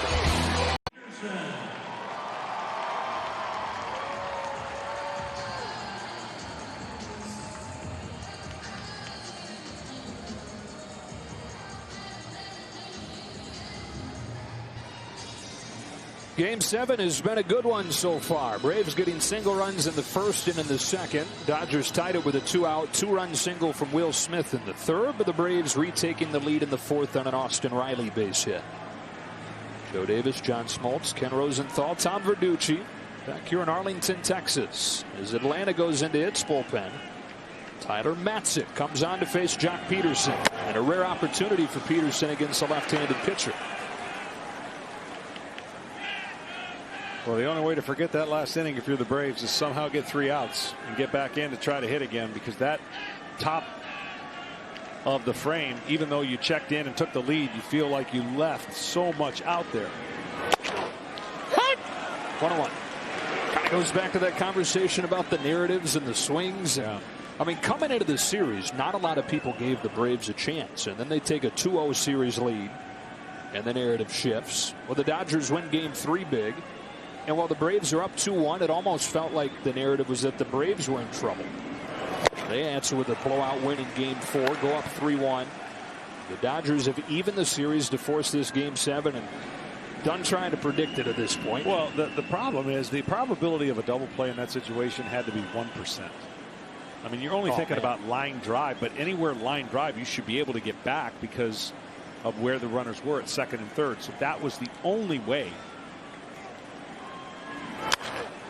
that the Dodgers could get from a mess to, oh my gosh, we're out of the inning. And it really is going to be, and the Braves hope it's not, something you go back and ask a question about.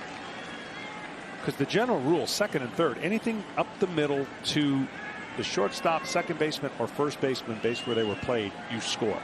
The only play, the third baseman, you could see the third baseman, and that ball was hit firm. So he got caught in no man's land. Dansby Swanson, not a guy you normally expect a play like that to come from. Done a lot of good things in this game so far, but a key base running mistake that limits what the Braves could do in the top of this inning. 2 balls, 2 strikes on Jock Peterson, who's only made 10 at-bats against left-handed pitching all season. Dave Roberts not wanting to go to his bench quite yet. That's fouled back, and it stays at 2-2. And on the flip side, the Dodgers did about as good a job as you can do to create a little bit of chaos. And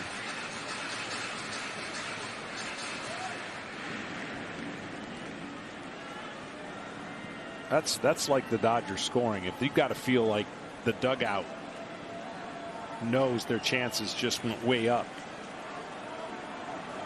based on not being down 2, 3, or 4 runs after that inning. Another 2-2. Tie for ball 3.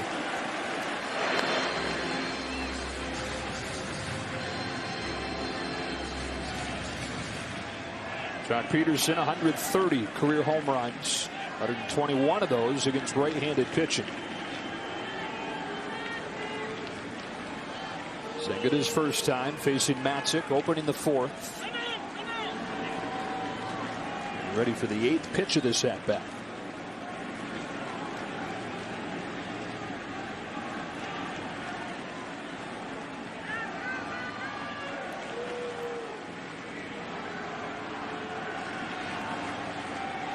Three-2.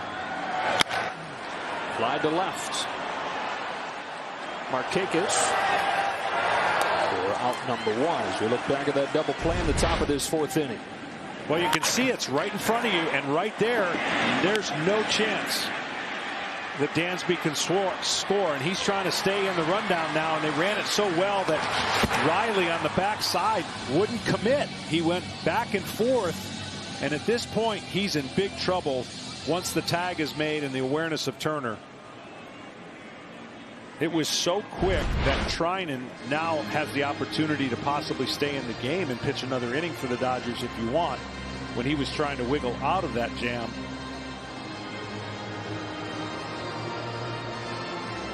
Threw 10 pitches, and again, he'd thrown 33 over the last 2 days. So they weren't thinking they were going to get much, but circumstances might have changed with the way this game's going. They may need a little bit more than they thought they were going to get.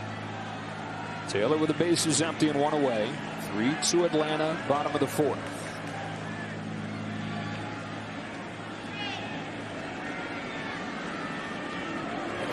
Strike 1. Just as we start to think they may squeeze a little more out of trying it. Restart Gradwell. He loosens up at 75 miles an hour playing catch. Yeah. The guy's got a sick arm. Taylor muscles one into right center field. A base hit.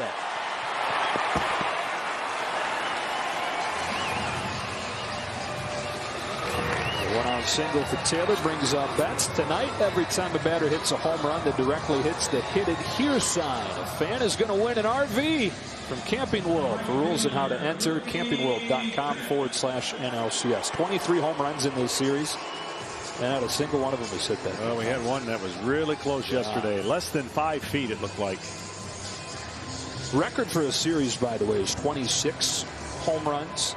And to think that one of the things that was talked about coming into this series was, can anybody get it out of this monstrous park? Yeah, that definitely has played a lot shorter. Had some wind. The open stadium, open roof helps the ball travel a little bit more.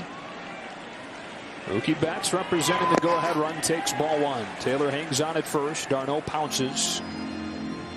Well, the pitcher's dream when you're throwing good and throwing good firm fastballs, you want the hitter to hit it to center field. There's been a lot of balls to center field that have come up just short. But any power to right or left field, easily these guys can get them out. You know what they've become accustomed to is going the other way at will. You know, and that's the one thing you can see the shock on their faces when they go the other way. A right-hander to right field really is going to have to smoke it. And the same thing for a left-hander to left field. It's not going to go out of the parks they're accustomed to playing in. Here's the 1-0. It's high for ball two.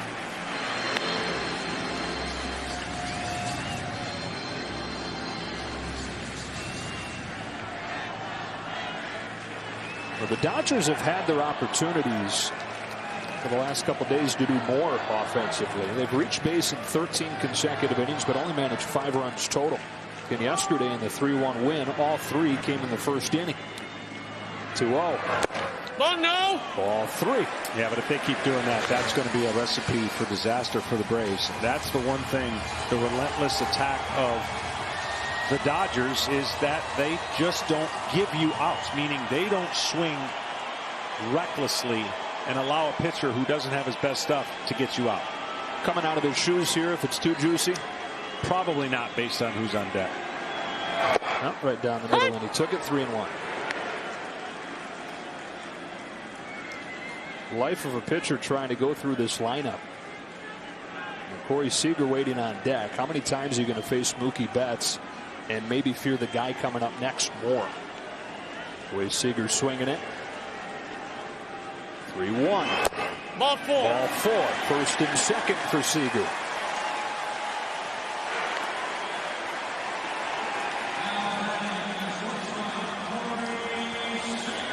Well, because the Braves really only had, you could say, 3 starters to come into this, the Dodgers felt that the more they could see the Braves bullpen, the better chances they would have as this series plays on.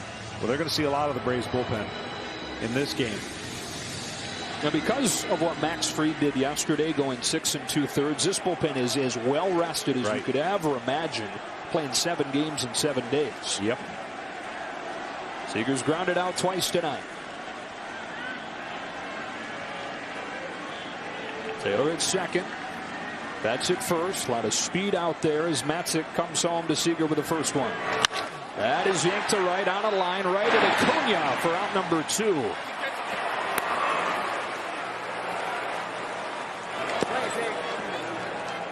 Tell you what, even his outs are loud. You're seeing it so good. That's a guy, if this game's late and he has a chance to beat you, you better walk him. That's how much respect I would have for a guy who's locked in like Corey Seager.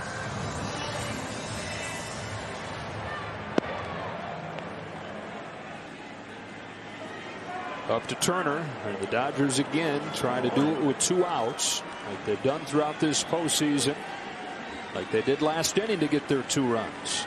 It started with a walk from Turner.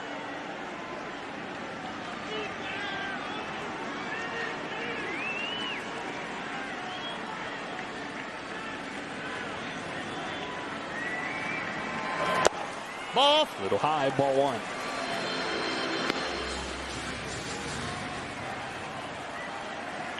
Justin Turner is another guy who talks about playing in the big stages earlier in his career. It's such a huge part of his success in the Major League postseason. 3 College World Series at Cal State Fullerton. One of the best postseason performers in Dodger history. Another chance here. He's ahead 2-0.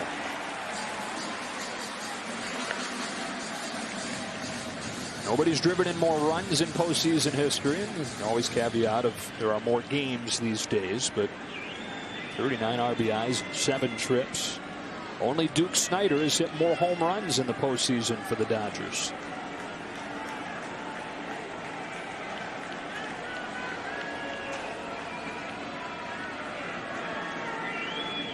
On 2-0, Turner takes ball 3, kicks away, runners advance.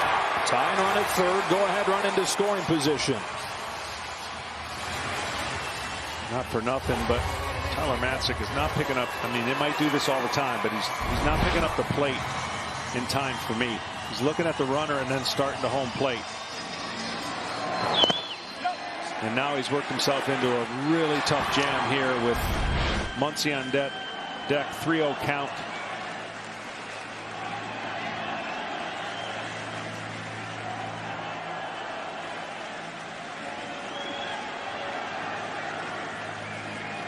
Taylor singled with 1 out.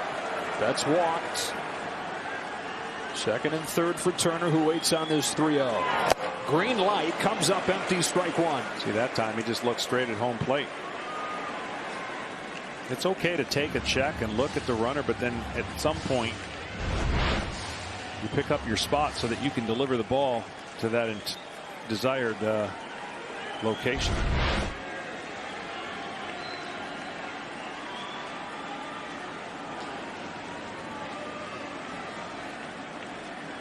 Fourth inning of game 7. 2 on, 2 out, 3-1. Turner swings and misses, 3-2.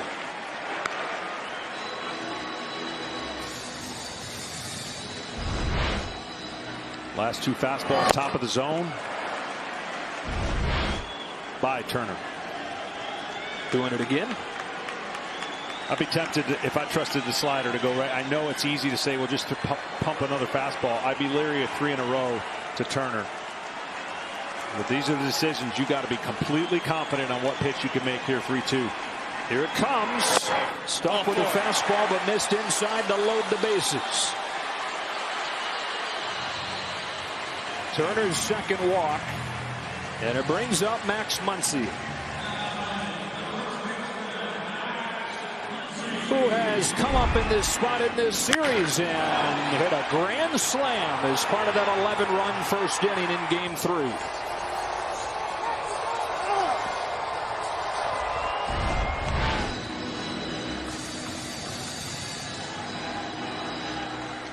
Tonight he's 1 for 2, strikeout, and he's doubled and scored. He actually on the season had reverse splits, meaning higher average against left-handers than he did right-handers.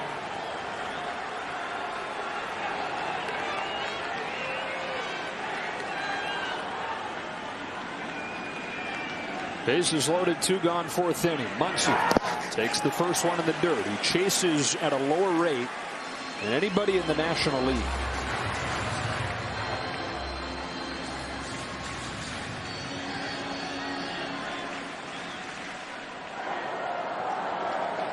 Shane Green warming. It's going to be a relay race to the finish for both these teams in game 7. Either starter pitching into the 4th.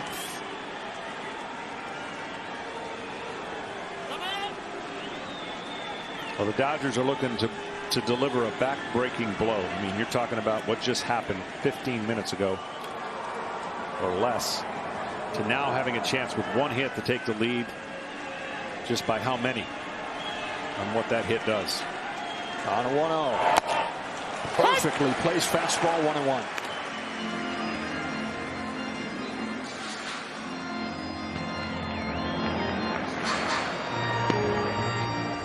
Max Muncy, 3 trips to the postseason with the Dodgers, has 8 home runs.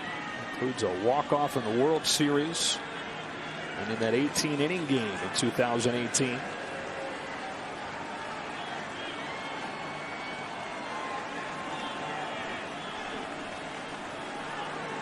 He's got him loaded here in the fourth. The 1-1. Muncy watches ball 2.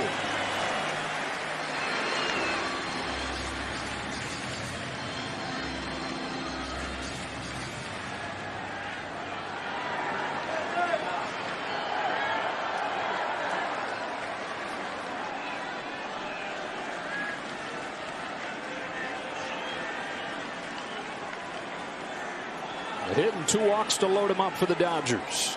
Can Muncy cash in? Perfect pitch again from Matzik to make it 2-2.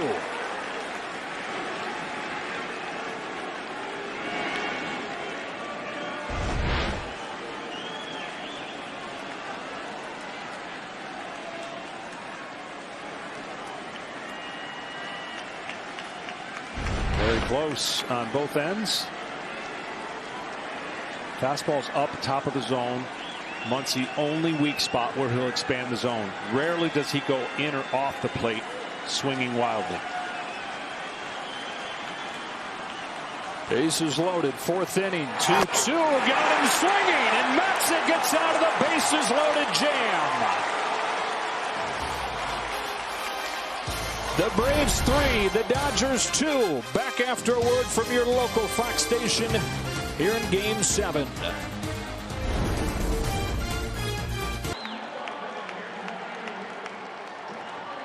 Strikeout Max Muncy with the bases loaded. Blake Trinan does stay in. Ronald Acuna Jr. looks at ball 1. A tailing fastball. It's 1-0. That's his 11th pitch. His 44th over the last 3 days. This is only the 2nd time that he's pitched 3 consecutive days all year.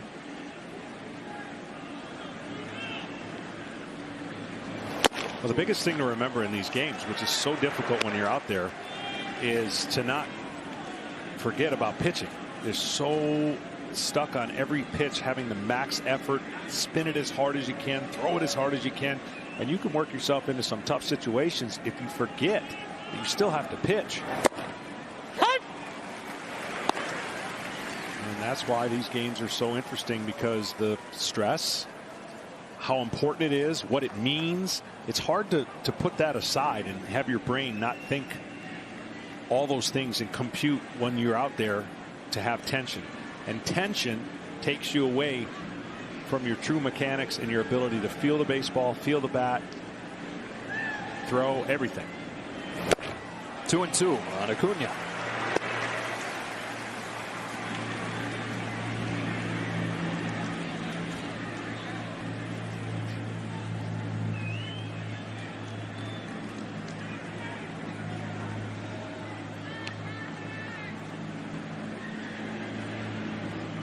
Trinan comes home, and Acuna lifts a fly ball to right center field that sends Mookie Betts back for the first out of the 5th. Well, a huge inning with the bases loaded. Started off with a slider, but then the fastball that he threw next, that was huge for him and his psyche. And then he went out there every chance he could. Big pitch right there that changed the at bat. And then, of course, he went right back to that fastball, the arm side, glove side, sorry, for Matzik. Nice job. And that inning as a whole could have been graded a D- for the Braves if it would have went. It could have got much worse. Freddie Freeman lifts this one way up there. It's like Betts didn't see it at first. Now goes back. Jumps, and he does it again. Mookie putting his stamp all over the NLCS defensively.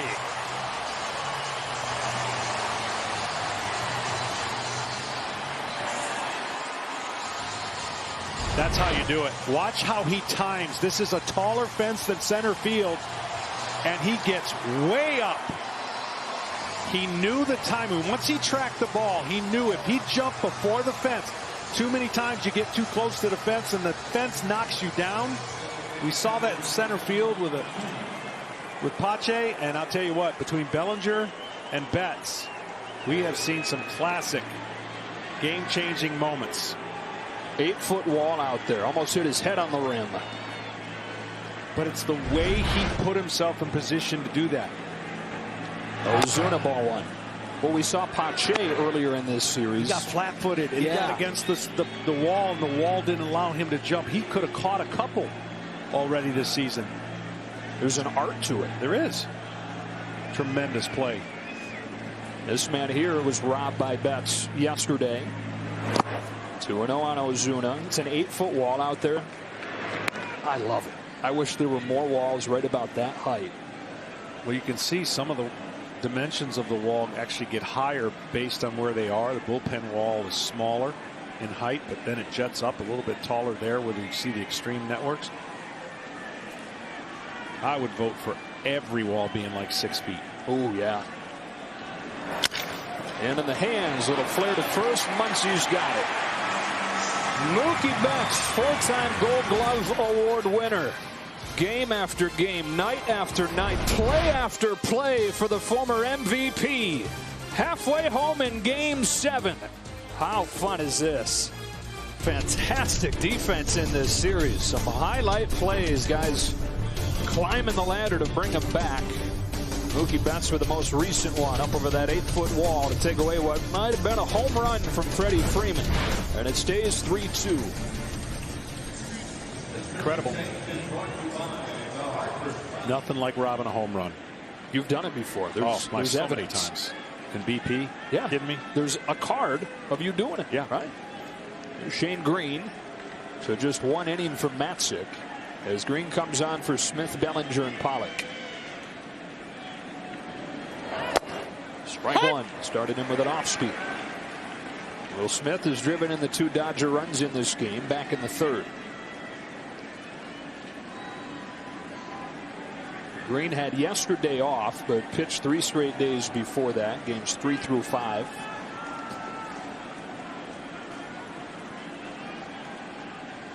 That's the 0-1 fly. And just to remind everybody, to be totally fair, this game would be in LA under normal circumstances. We're not playing in normal circumstances, so the crowd and just everything that comes with it is lessened, no doubt. It gives the younger player a little bit better chance to not be so deer in the headlights type. But now that tension's gone. You got a nail-biter game, and it's really going to come down to the execution of every bullpen guy that comes out for each team. And you couldn't pick a scenario where you say who's got the edge. They both were great in the regular season. Yeah. AJ Minter warms. I think the one advantage the Braves have is that they're probably a little more well rested. 2-1 pitch. Ball 3 on Will Smith.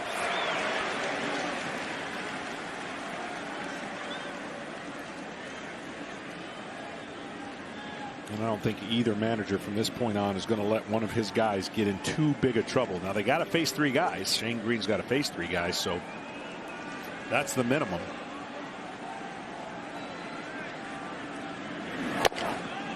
Top corner, full count. Shane Green, one of the 3 guys the Braves traded for. 3 relievers they traded for prior to the deadline last year. They got Green, they got Melanson, they got Martin to solidify that bullpen. And for much of this season, that was the unit that was key. Starting pitching was a disaster for much of the regular year. A payoff pitch to Will Smith. Well, I still maintain that whoever has the guts to pitch in the strike zone with their stuff is going to have better success. If you keep trying to get to these counts and create these big stressful innings, even if you're only out there for an inning, it just doesn't bode well for what everyone would want to draw up. You want to get attack with strike ones. Both teams have had a bad percentage of getting first pitch strikes so far in this game. So a lot of that Game 7 jitters. Another payoff. Got him swinging. Smith the first out of the 5th. Ken, Mookie Betts has had a few to choose from as far as a favorite at the wall in this series, huh? He has, Joe. I asked him before the game which catch was more difficult. Was it this one in Game 5 in which he had to come in? Obviously, that was a great one. And here's the one yesterday on Ozuna leaping at the wall. But then he just came in after that last catch. Now you can see this is a higher part of the wall, so he couldn't go over the wall. But this one, he goes over the wall, and Mookie came in and that's the one he likes best because he rocked the home run. Here's Bellinger. I would say recency bias, but I think it's probably my favorite too. Oh, no doubt, man. You take a run away. That by the way, the difficulty was the one that he caught off of Ozuna. By far. The most difficult, and because how hard it was hit and where he had to jump in the wall. That one he had time to show off his athleticism and dunk a basketball. He was a star basketball player in high school. That's a bad ball there, huh? Ooh. Tremendous movement for Shane Green. That one split the plate.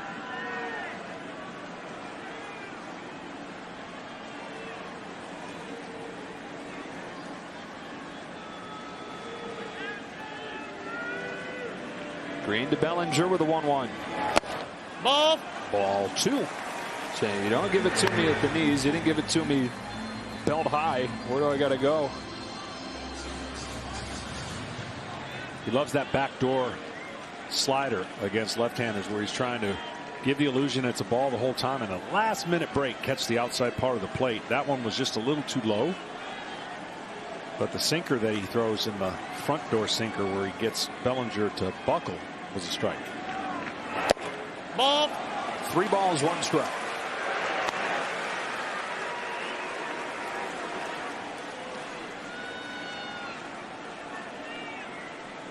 See, my point about being aggressive, I mean, you don't ever want anyone to hit a home run off you, but if you're aggressive and you know you got a 1-run lead, solo home run's not the end of the world.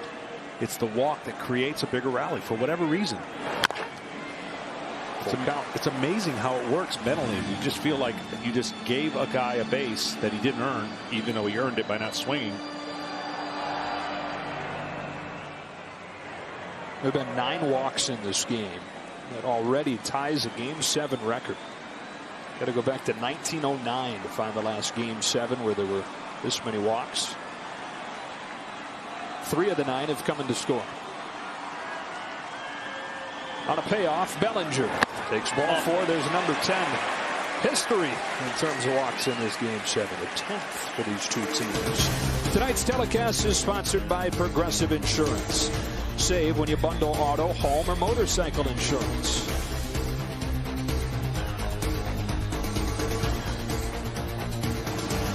So both sides have issued 5 walks. It's Bellinger's second. Tying run aboard, and A.J. Pollock coming up here representing the go-ahead run with 1 away in the 5th. Pollock 1 for 2 tonight. He singled in the second, fly to center in the 3rd. Bellinger has 6 stolen bases on the year. And the right side of the infield, of course, will be open again with the shift.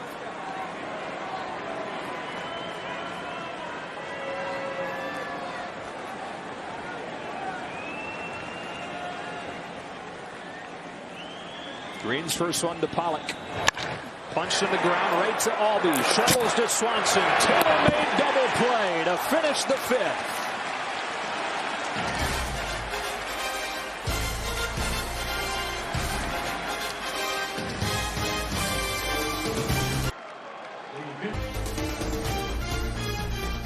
The MLB app is the one place to get everything your favorite teams chase to the pennant, including video highlights, pitch tracking, and much more. Download the app today for the postseason in your pocket.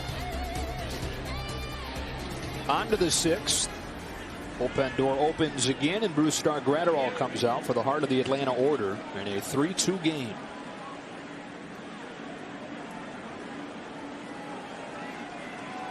And yesterday off, Dave Roberts said Graterol is feeling some soreness. That is strike 1 on d'Arnaud. At 101, his arm must be killing him. No, I get it. You can't throw every day, but this is the easiest 100-mile-an-hour you'll ever see. Strong. Shatters this bat, and he's got d'Arnaud for the first out. I want you to see something that typically doesn't happen. Watch Green pull his glove back for an easy double play. Can't tell you how many times a pitcher goes to get that ball, forgetting where his defenders are and tipping that ball into a troubled situation. You can see Freddie Freeman going, way to go. Easy. Leave it alone. It just goes against your instinct. It does, because that used to be, of course, a base hit when you hit it up the middle. Here's Albies taking ball one. Albies started that double play. He's got one of the 5 Braves walks in this game and came in to score the go-ahead run on a Riley single in the 4th. On a 1-0 from Gratterall, he watches ball 2. This is where Albies likes to sell out and attack a fastball in the zone for his homer swing.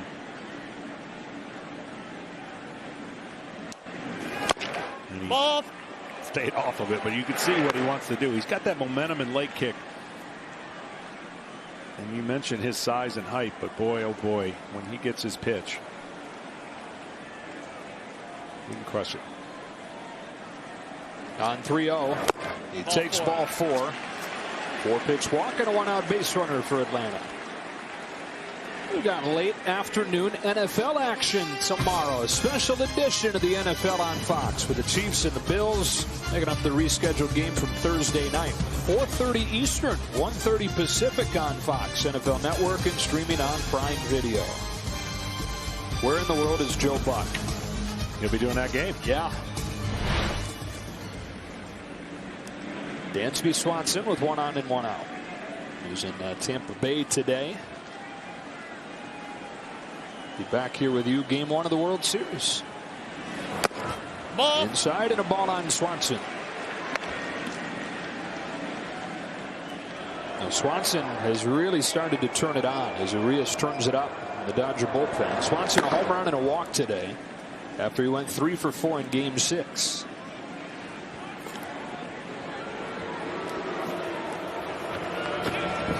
Well, if you leave one over the middle third, the inner third of the plate, that is where Swanson does his damage. He loves that pitch.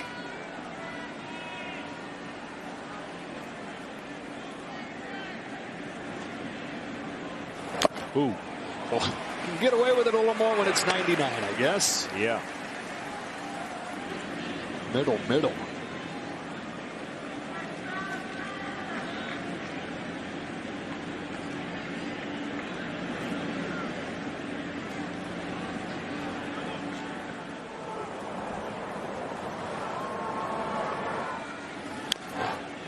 1-2.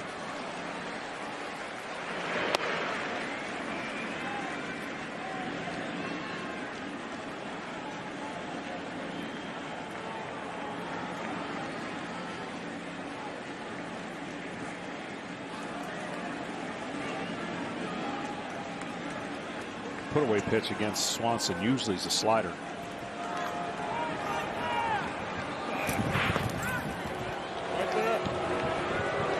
You hear all about the fastball with Gratterall, and for good reason. It's 101 miles an hour, but opponents are 2 for 24 against that slider. Yeah, it's tight and disappears when he's throwing it right. Of course, you're trying to get out in front, get the barrel of the bat to the fastball, and then he throws that. Got him. I guess it was a slider that was left way up. Got him to chase. Round number 2. Well, you can see he's not sharp, but still has the velocity and the ability to get some swings and misses. Supposed to be a slider. Yeah, that ball backed up.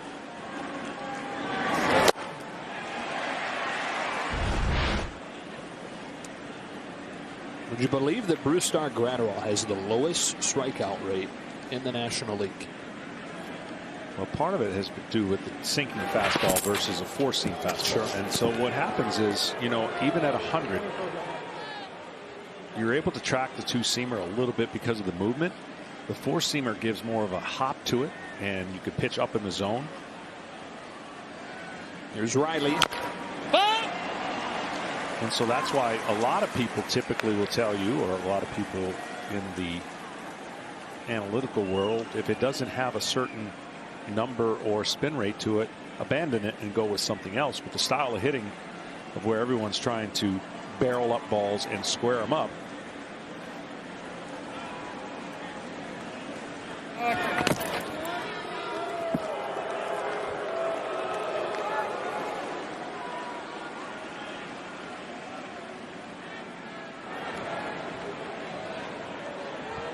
Albies walked with one out. Got a good lead over there at first. He has a stolen base tonight. Not going here. Is a swing and a miss at 100 from Riley, and it's 0-2. But the bottom line of no matter where you are with what you're trying to throw, if you hit your spots, it doesn't matter. It's just we've taught arms to live in the zone with the max effort and let that get a guy out.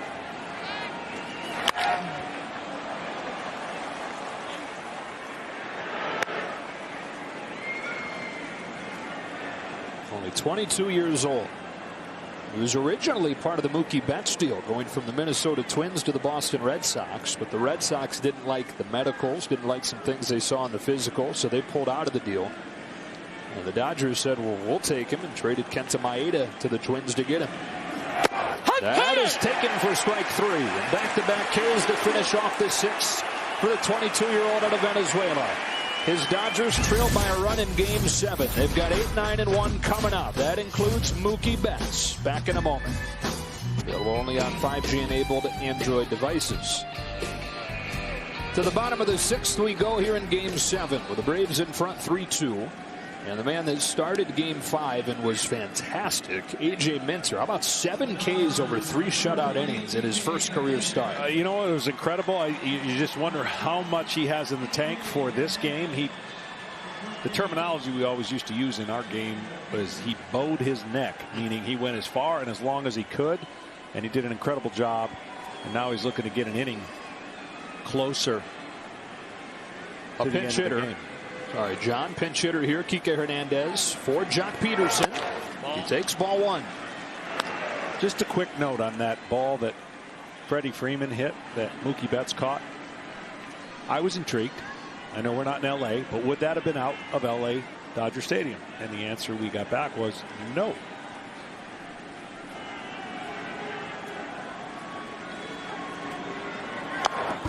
Check swing, foul, 1-1. That, according to the metrics of how far that ball would have went and velocity and launch angle and all those things that you try to figure out. StatCast doing it for you. Hernandez in this series 3 for 11. Does have a home run. He's another guy who's had some big postseason moments. 7 career postseason homers on a 1-1. Takes high, ball 2. It's been a few days for Minter, but he threw 42 pitches. That was his longest outing since his final game at Texas A&M when he tore his UCL. Underwent Tommy John surgery. What a season he's having for the Braves. Big spot here. Finds the bottom of the zone with a fastball, and it's 2-2. And having done this, people don't understand how when you go 3 innings and you haven't done that in a long time, how much it does empty the tank. Now the 2 days off will help, and hopefully for the Braves, the 1 inning that they are asking him to, I would guess, would be enough. Brings it 2-2. But I spent my entire life, 14 years as a starter, trying to go 8-9. Then when I went to the closer's role, and in my 4th year of not starting, had to pitch in a playoff game the final 3 innings, I was gassed. And you wouldn't think there's no way that would be. You just can't when you're used to a role of your sprints. Relievers are in sprints. They come in, they do their job, they hope to do it multiple times during the week. That's what was so impressive about him throwing 3 innings the other night. Now another 2-2. Another foul ball. But also I've heard you talk about in the biggest games in the postseason, Game 7s, you just find a way even when you don't feel good. Like you find this second tank to dip into. But what you don't want to do, and we've seen it in some epic battles, whether it's the Chapman battle in Cleveland, you don't want to force velocity. When you're tired, the tendency sometimes is to force it. It's not natural, and it doesn't go where you want it to go. So if you can stay away from force velocity, you're okay. Hernandez spoils another. Next pitch will be the 8th. And that is not easily done because you just know that you need a little extra. And you try to hump up on it a little bit, and the next thing you know, it flattens out. And you make a mistake. Or you throw it in a location where you never intended it to go. For those 42 pitches on Friday, he had 7 pitches to the first man he faces here in Game 7. Another 2-2. Hernandez hits one in the air, left center field. This game is tied.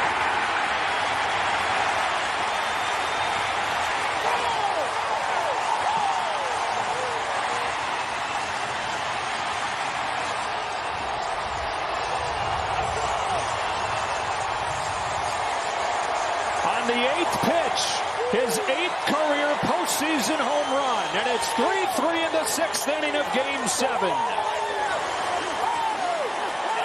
And that's the case in point right there. It just was jumping out of his hand 2 days ago, blowing it by the hitters. Kike with an incredible at-bat, saw a lot of pitches, and he smoked this baseball. A pinch hit home run from Kike Hernandez. 3-3 in the 6th inning.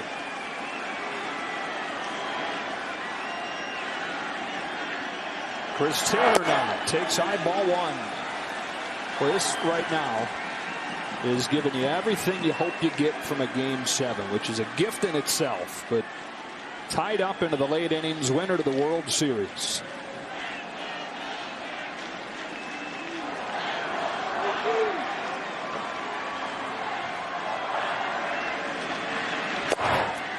Ball and a strike. And already some big time swings in the game. You know, so many games go by and you forget about certain plays early and you say, that won't matter, and they come back and matter big. The base running, the catch. Hang it! Ball 2. From the standpoint of getting in and out of trouble, eventually it catches up to you. But to come off the bench and hit a pinch hit home run to tie the game, pretty incredible. We're talking about it with a guy he pinch hit for, Jack Peterson. Some guys are just wired for October. 2 balls, 2 strikes on Taylor. Hernandez had that 3 home run game at Wrigley Field in the clinching game against the Cubs a few years back. Send the Dodgers to their first World Series since 1988. Still looking to win their first World Series since 1988.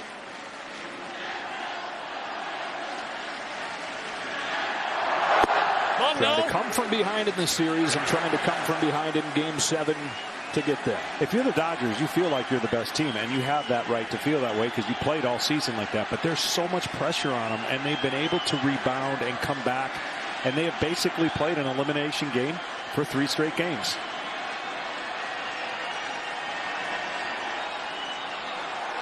On a payoff, Taylor yanks one down the line. That's a fair ball into the corner.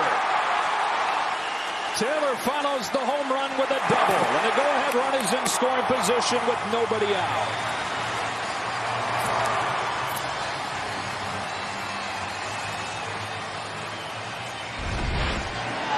Well, he got one to middle in, and he knew it.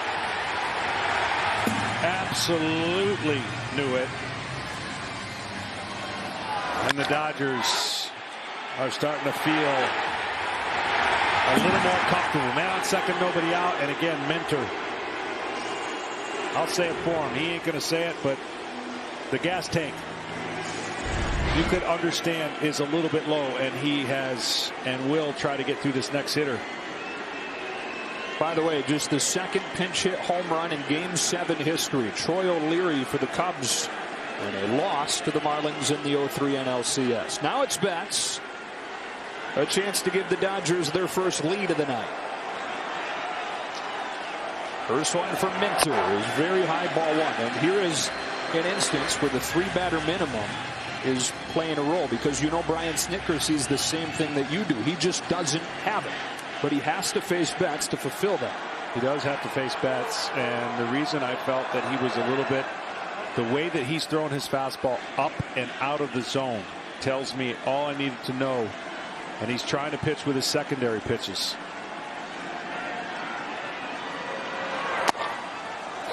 1-1.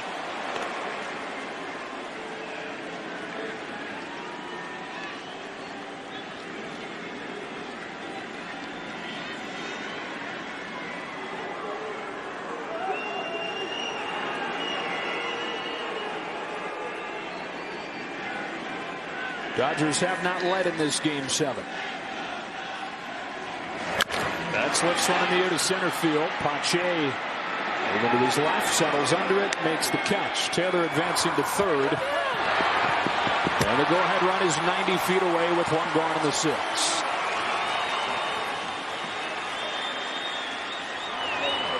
Great at bat by Betts. Stayed on the ball the entire time. Had the plan to get the ball in the right side, if nothing else, in the air.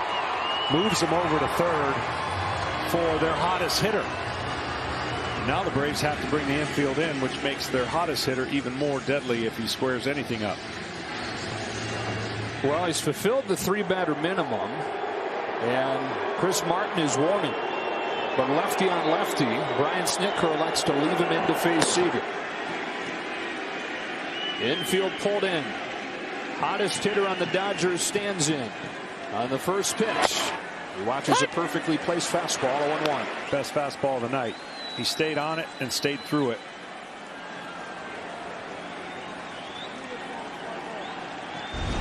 Seager's going to take that 100 out of 100 times, knowing there's nothing he can do with that pitch. Let the umpire decide.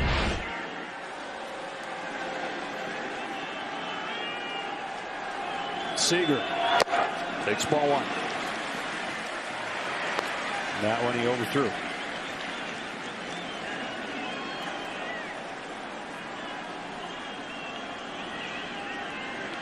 The sign may come true. The Dodgers win this series. NLCS, he's got 5 home runs. He's driven in 11. You can drive in 12. The Dodgers would lead for the first time tonight. On a 1-1 pitch. It's a ground ball to second. Albies comes home. He's out at the plate. Darno puts the tag down on Taylor, and it stays tied at 3.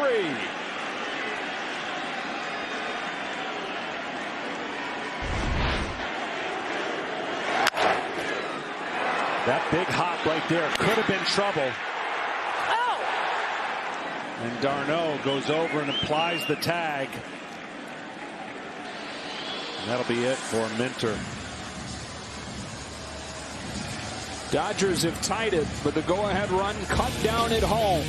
It is 3-3 in the 6th inning of Game 7.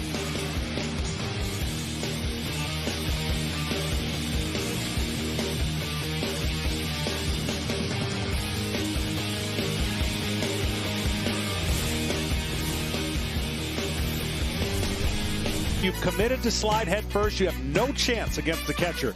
It's going to take somebody to recognize that you can still run over the catcher in these big moments and have a chance. That way, you have no chance. Great job by Darno. Great job by Albies. And the throw takes you into the path of the runner, which allows you to block the plate, because everyone says, I thought you can't block the plate anymore.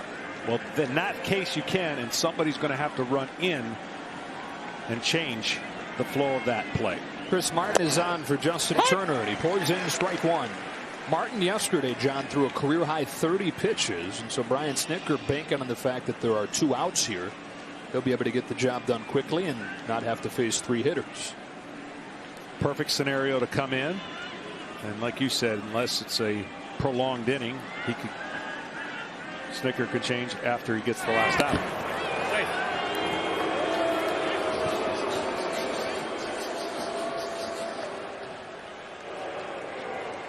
Too many times, you know, in the past before the rule came into play, you could throw 6 pitchers in an inning and not get an out. They wanted the flow to be a little bit better so that when you start a clean inning, you've got to face at least 3 batters. And it's the same for everybody, so nobody has a disadvantage. So anyone who complains about the rule, it's really too bad. You just got to have the guys do your job and then have some strategy of when you're prepared to bring in the next guy so that you don't get caught in a scenario where he's left out there to give up a bunch of runs. It's another thing on these managers' plates. He said right off at the top, they're the only guys not having fun tonight. There goes Seager on an 0-2 that Turner fouls off. Great time to go. A guy who can control the strike zone and the bat in Turner. And I'm sure 0-2, the tendency of a pitcher is to forget about the guy at first. Right. Seager's only stolen 2 bases in the last 2 years.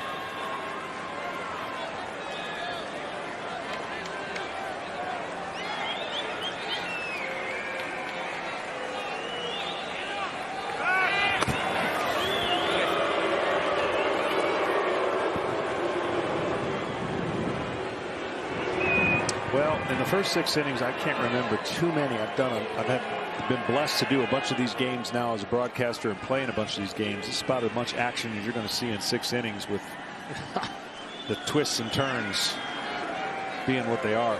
What do we got coming over the final 3+? 0-2 coming. Turner fouls it off, stays at 0-2. He's walked twice tonight. And as we showed you that play, that ball hit the mound and actually slowed it down for a hop to Albies. But Albies needed to throw the ball in the right area, right? You got to still make a good throw, and then Darno did the rest. Slowed it down, but as you pointed out, kind of a funny hop too. Yeah. A good play just to get it cleanly. And a perfect strike home to cut down the go-ahead run.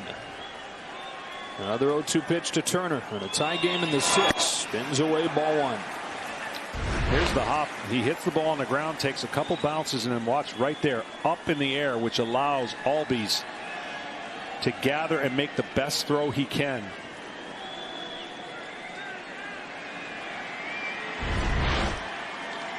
Kind of wound up looking to bounce off of one of those pitchbacks, the screens that throw the ball off of.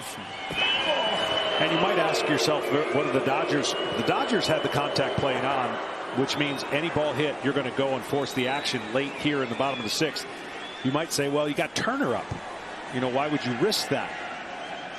But I think with all things in consideration of reaction time, when you got the play on, as soon as the ball hits, you have to go. There he goes on a 1-2. Turner knifes a fly ball down the right field line. Acuna was deep, coming on, still coming to make the catch and end the inning. But a pinch hit leadoff home run from Kike Hernandez to tie the game at 3. Game 7 is a good one to the 7th in Texas.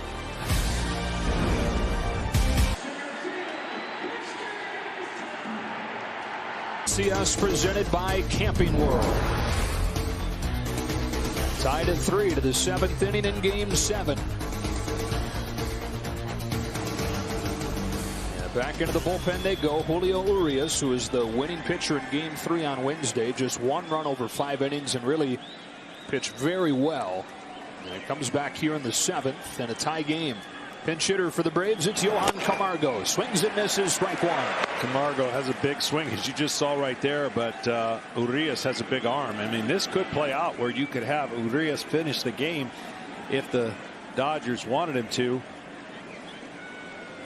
What a great arm this young man has. Markakis' day is finished. Camargo pinch hitting out of the 8th spot. So you will likely see Camargo stay in the game and play 3rd, and then Riley move from 3rd to left. Which weakens the defense a little bit for the Braves, just as a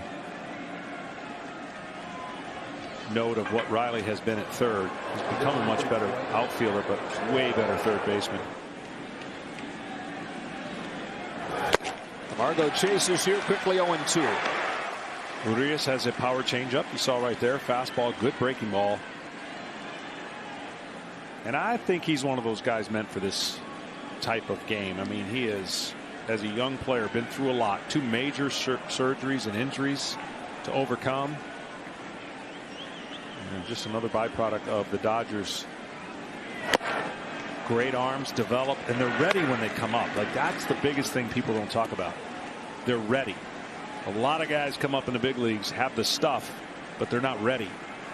And Dodgers do a good job of preparing to be a big leaguer. Is 1-2. Camargo digs it out into shallow left. Pollock will come on and put it away for the first out of the 7th. Well, the World Series begins Tuesday. It's the Tampa Bay Rays out of the American League to take on the winner of Game 7 tonight, all starting Tuesday at 7:30 Eastern, 4:30 Pacific. Only on Fox and the Fox Sports app. Here's the full schedule for the World Series. It will go back to the traditional 2 on, 1 off. And you won't have a travel day, but you will have a day off to reset the pitching staff after 5 games in 5 days in the division series, 7 games in 7 days here in the championship series. Tied up, the 9-hitter, Christian Pache shows bunt, takes ball 1.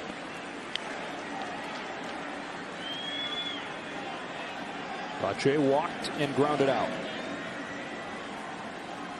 Sit in the open. Sometimes these games provide the opportunity for an unsung hero, and right now each club is looking for what that guy is. Your stars are your stars. Flipped and foul ground, first base side. Muncy to the dugout with room. 2 up and 2 down in the 7th. Well, the Braves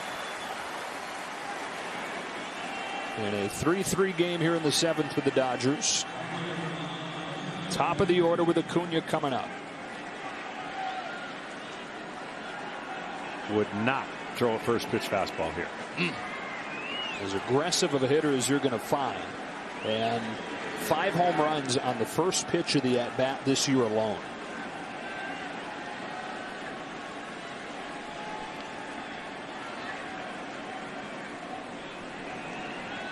Here it comes.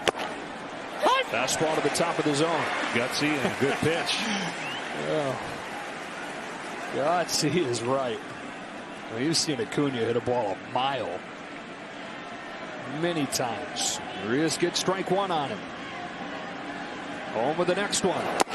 Well, what's interesting, though, he is a much different hitter off of left-handers than he is right-handers. Not at much success off the fastball average rise.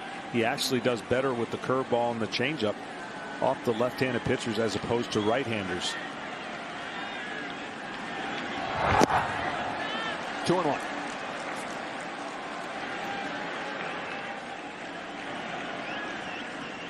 Acuna 4 of his last 30. How many times have you seen a guy in the postseason go through a rough stretch and then find it when his team needs him the most? They get that from Acuna. And a tie game here in the 7th. And a 2-1 from Urias. He pops it up. Julio Urias, who the Dodgers plan to lean on as this game moves later and later. Goes 1, 2, 3 in the 7th. We stretch in game 7. Locked at 3.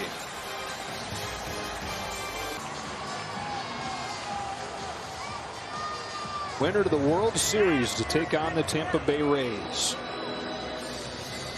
Here to be Max Muncy to lead it off. Then Smith, then Bellinger. And in somewhat of a surprise, coming off a career-high 30 pitches 24 hours ago, Chris Martin is back out there. They do have Will Smith warming. First pitch of the 7th, way outside, ball 1. And now it's a battle of the easy outs. Urias came in and got easy outs. No stress. And now the Braves' turn to try and get their offense back up with as little stress in this inning as possible here in the bottom of the 7th. Generous corner 1-1. As we mentioned, when Camargo pinch hit for Markakis, the move is Camargo to third, Riley out to left. Position he'd never played prior to last season. Necessitated by Josh Donaldson doing his thing at third when Riley came up. On the 1-1 pitch, Muncy grounds a ball foul. It's 1-2, and we check in with Tom Verducci. Yeah, John, you mentioned quick outs. Those have been tough to come by for Atlanta pitchers. Entering this inning, they had thrown already 140 pitches, and the 2 biggest at bats for LA. Justin Turner, 2 outs, bases empty, an 8-pitch walk, fouled off 2 pitches with 2 strikes, and of course Kike Hernandez, another 8-pitch at bat with 3 foul balls, resulting in a home run. 1-2 on Muncy. Here it comes. Ball 2.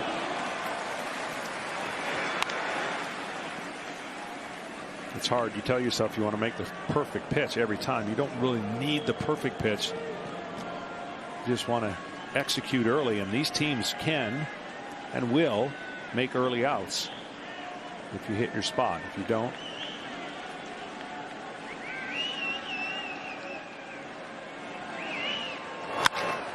do the 2-2 again. Muncy is 0 for 2 tonight with a pair of strikeouts, or beg your pardon, 1 for 3, a pair of strikeouts and a double. Came in to score on Will Smith's 2-run single back in the 3rd. Dodgers tied it in the 6th, then a home run from Hernandez.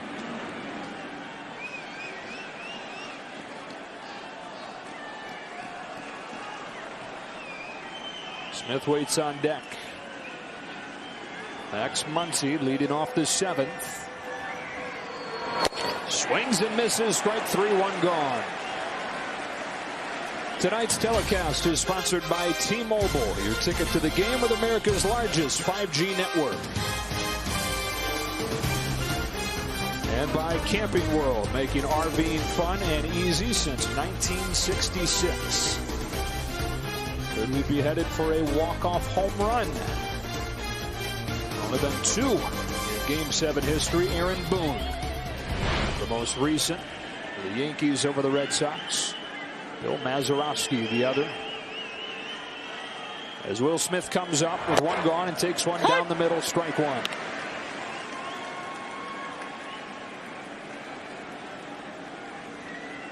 It's been a crazy postseason for Will Smith. He started out hitting the ball hard, getting nothing to show for it, going 0 for 11, and then dropping in a historic record-setting 5 hits against the Padres. Started out a little slow in this postseason, and then hits that big home run.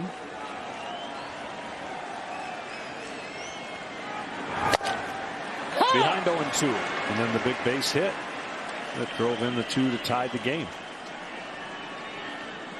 So timing's been pretty good.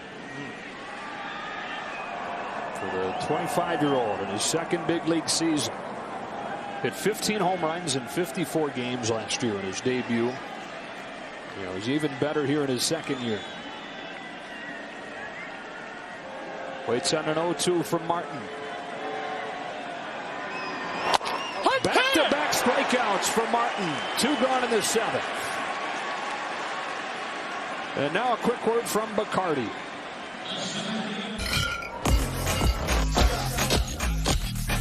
Break time means it's time for Bacardi Spiced Rum and Cola. Introducing Bacardi Spiced Rum. Pretty awesome stuff what Chris Martin is doing, not too far from where he grew up. Arlington High School. Pitching in Game 7 of the NLCS in Arlington. Bases empty, 2 out. He faces Bellinger in a 3-3 game. Delivers, strike 1. Two walks for Bellinger. Also hit it on the screws, lined out to right.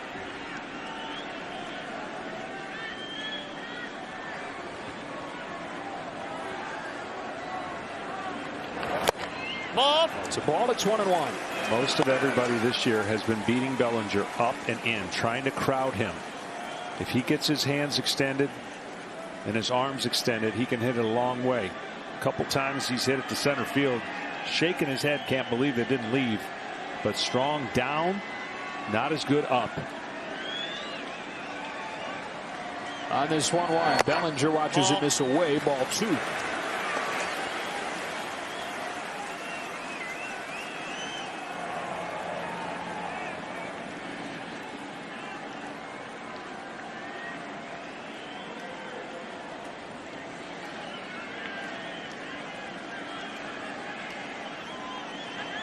Chris Martin trying to give him an inning plus. Is 2-1. Backdoor to catch the corner, strike 2. That was a backdoor cutter of the ages right there. I mean, he was coming off his fastball away, stayed on the cutter there and got a call. Probably just a tick off the plate, but too close. And it definitely was off the plate. Now a 2-2. Slap that one foul to stay alive. We'll do it again. So I'm surprised they're going up and away. It's probably easier for Martin to get the ball there the way his ball moves than to try and jam him up and in and throw the ball tight in his hands, where Bellinger just hasn't shown the ability to stay off that pitch. But the strength of Martin and the call that Darno has been staying away to this point. And I know that's the hole, but that takes some guts to come up and in on a slugger like this. Another 2-2 pitch. Left it over the plate and got away with it. But see, that's not really over the plate to Bellinger because he dives in. He's so close to the plate. You have room in there. I mean, this is in the strike zone, but because see how he tries to get that long swing to the ball, it's just harder for him. But he gets out over the plate, can touch him about as good as anybody. Reigning MVP, who's not had the kind of season he envisioned. One swing changes all of that. No question about it. The 3-3 game in the 7th. The 2-2 is swatted down the line. Foul again.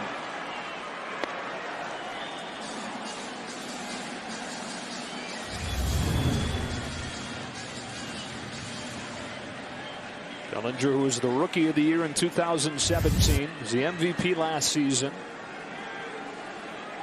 Been a great regular season player, but has struggled in the postseason throughout his career.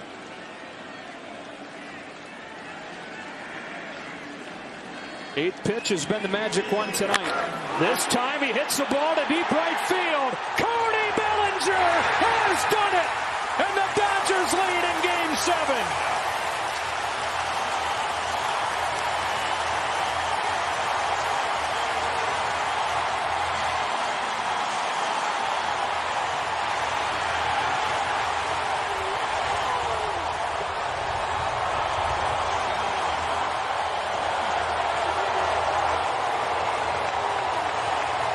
And it again comes on the 8th pitch of the at-bat.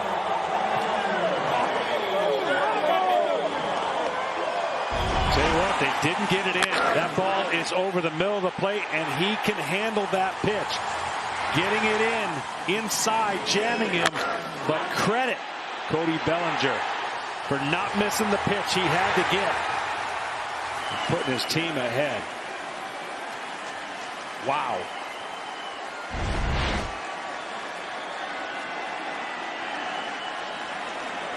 Second home run tonight, 16th of the series for Dave Roberts' Dodgers. Martin to Pollock, strike one.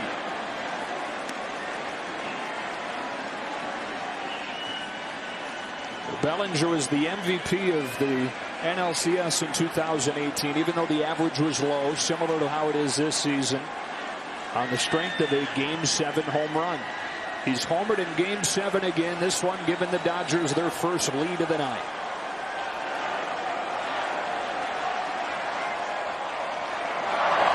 Now they did 2 on Pollock.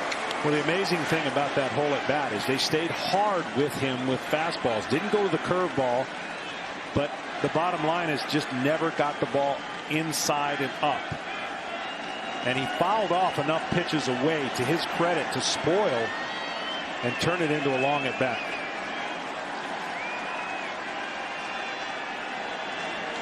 Martin's 0-2. Another 2 out, but probably the most important 2-out hit of the series so far. A run that gives them the lead in a game that they were in trouble early and could have been down big. And now the wheels are turning for Dave. And how he wants to finish this game. With who? Could it be Urias the rest of the way? 0-2. Got him swinging to end the 7th. Now the postseason, you know that any pitch can be the one. Any swing can be the one that they'll talk about forever. Is this one for Cody Bellinger, giving the Dodgers their first lead in Game 7.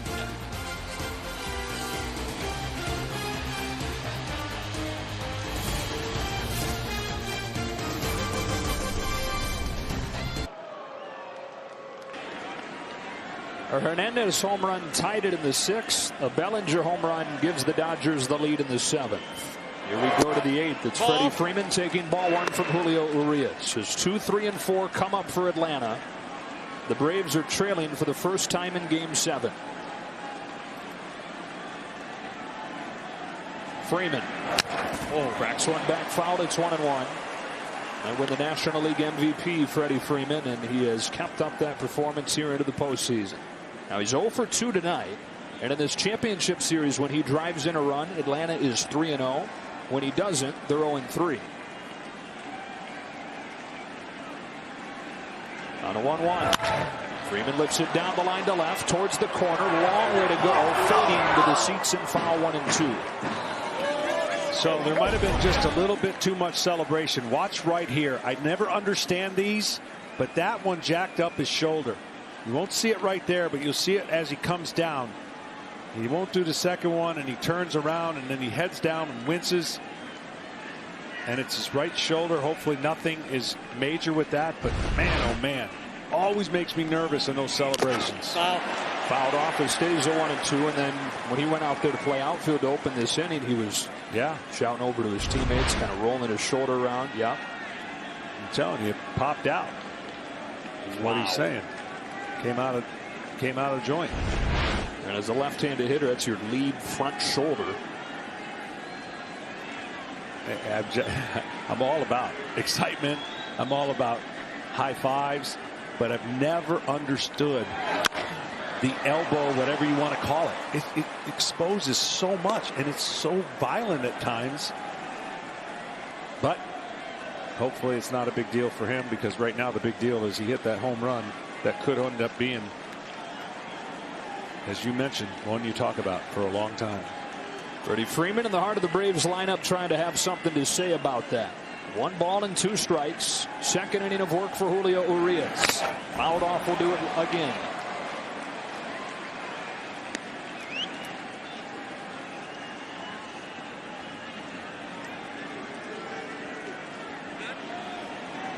And the Dodger bullpen, and what looked like it may be a long, difficult night, has really put things together. There's a walk from Albies in the 6th. That is it since the 4th. Another 1-2. Freeman takes it down and away, and the count evens up. It's a great take by Freddie Freeman. You know he's grinding.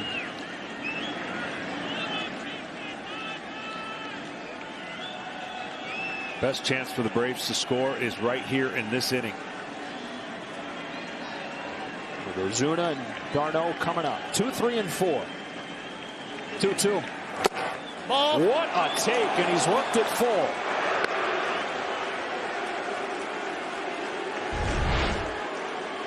Urias has got such easy arm action. You see him finish on that leg, and the ball was definitely outside.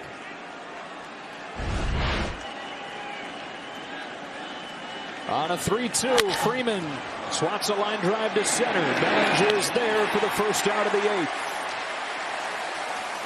Well, if you just joined us, I'm sorry, because you've missed a lot.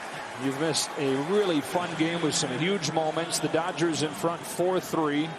In a game the Braves led 2-0. Dodgers tied it with a 2-run single from Will Smith in the 3rd. Braves retook the lead. Dodgers tied it in the 6th and took their first lead in the 7th on this Bellinger home run. Epic at bat. Epic results. A little too much maybe celebrating, but not in a bad way. I'm talking about from an injury potential way. Ozuna takes ball 1. He injured that shoulder last year playing first base on a dive, and it popped in and out of the socket, and that's why he stopped playing much first base. He didn't want to risk a similar play. Freddie Freeman, it seemed like, was limping after that first out, and it looks like he's headed down the tunnel. 2-0 on Ozuna. Ozuna has been kind of the unsung hero for the Braves. Freddie Freeman's been Mr. Consistent, been there all year, but Marcell Ozuna signed a 1-year deal, and wow, did he have a monster year in the shortened season. 2-0. 2-1.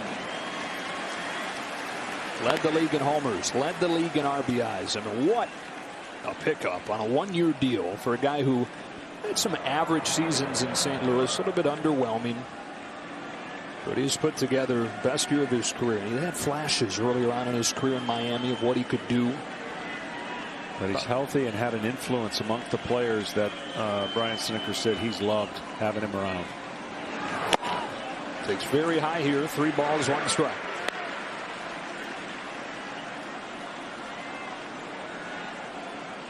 Urias has a unique opportunity here that I can't remember this many wins potentially in a short series. It's 3-0 in 3 games in this postseason. It's down the line, foul, and the count goes full.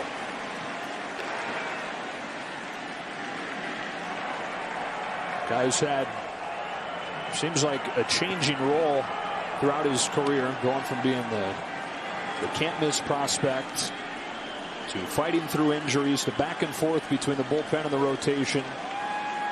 Pitching in some big innings here, whatever the Dodgers have asked from it.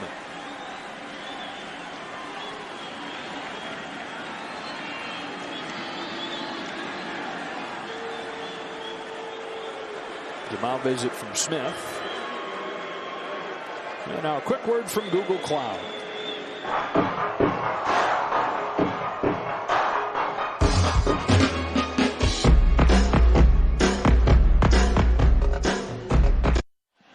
Julio Urias is 24 years old. This is his 16th postseason appearance.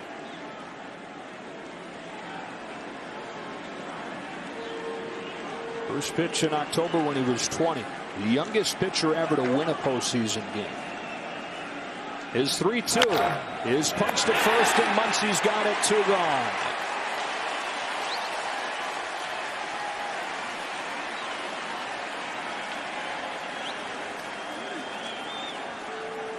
Dodgers 4, Braves 3, 2 gone in the 8th, and up comes the cleanup man, Travis d'Arnaud.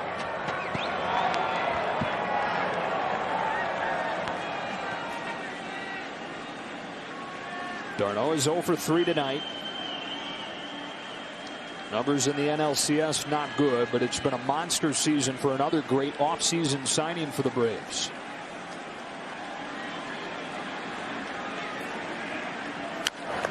Pops the first pitch back, strike 1.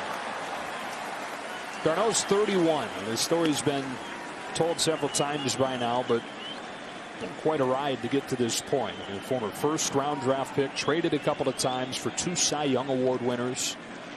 Had a great future, the Mets thought, but he dealt with injuries, and eventually they released him last season. Spent a week with the Dodgers, then to the Rays, now to the Braves. Behind 0-2 here with 2 gone in the 8th inning of Game 7.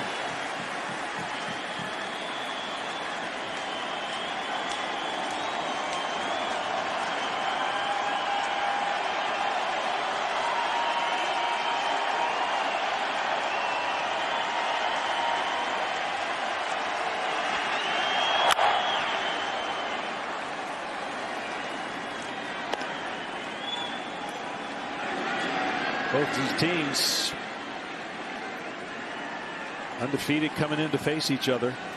It's only right that we're in this situation with 3 wins apiece. So many twists and turns and shifts and the narrative and the momentum. 0-2 pitch. Big bouncer right side. Muncy charges. He's got it. He tags him out. 6 up, 6 down for Julio Urias to the bottom of the 8th in Game 7.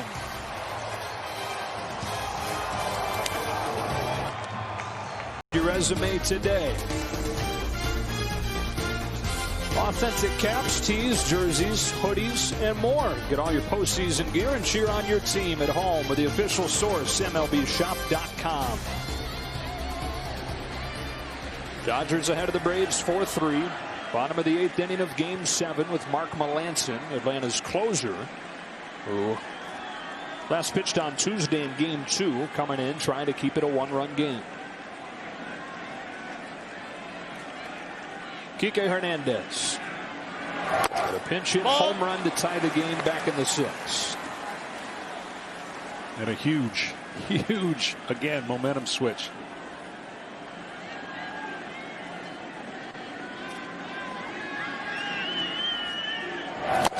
Chases here, 1 ball, 1 strike. Looking ahead to the 9th inning for the Braves. Albie, Swanson, and Riley due up. And there is nobody warming in that Dodger bullpen. Kenley Jansen is kind of looming. But Urias has been fantastic. 6 up, 6 down. 2 balls, 1 strike.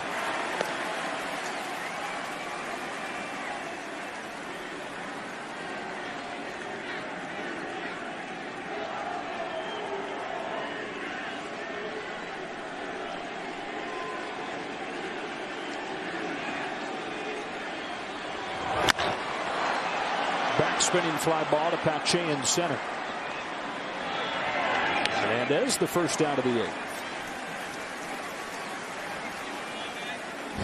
Our player resume is sponsored by Indeed. Cody Bellinger, the go-ahead home run in the 7th inning. Second career Game 7 home run. Hit one against Yoli Chacin in 2018 in the National League Championship Series. And if they can make this thing hold up, he will be the Game 7 hero. He'll be the Game 7 hero, and he'll pass the MVP award to his teammate Corey Seager in all likelihood. Yeah, hard to look past 5 homers and 11 RBIs. Yeah, and a good rally by Urias if he's able to get 3 wins, though. Rare to do. Ball 1 on Taylor.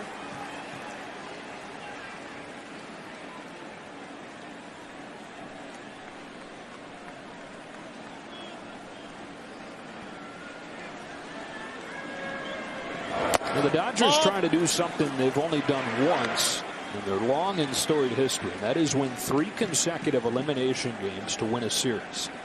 Only time they've done that, it was a 5-game series. 1981 in the NLDS. They trailed Houston 2-0. Came back to win that series 3-2. Taylor hits a fly ball to center field. This is routine for Pache. 2 up and 2 down. The 81 team, comeback kids. Came back from down 2-0 in the division series, from down 2-1 in the NLCS against Montreal, and then in the World Series against the Yankees, erased a 2-0 deficit to win the title. Back to the top with 2 gone for Betts.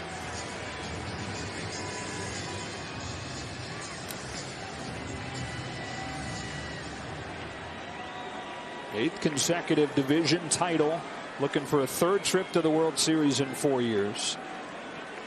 And the Dodgers feeling like this is the group to write a different ending. First one to Betts.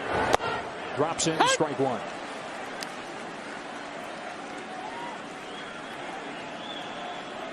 A team that seemed to have it all.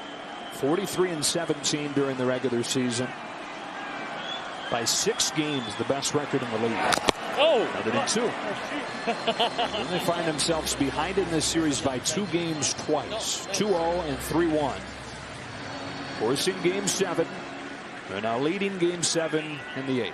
But I'm telling you, it was their defense that turned this series around. We're going to talk about all the home runs and all the offense, but their defense and a little kind of a lapse of running on the Braves on 2 separate occasions allowed them to be in this series. You think about down 3-1, 2-0, and a 3rd run crossing the plate, and who knows what happens the rest of that inning. They could have scored more runs with 2 outs.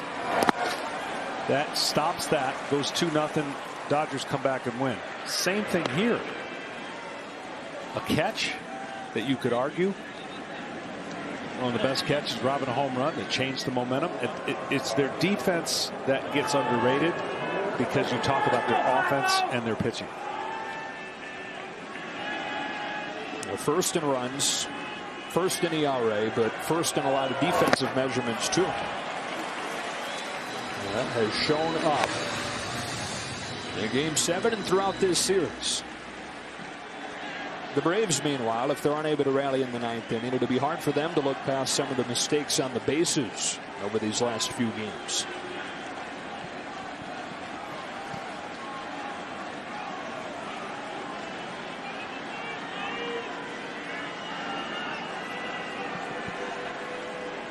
A 2-2. That slips the ball to right center field towards the gap. Pache, a long way to go, won't get there. That is a 2-out double for Mookie Betts.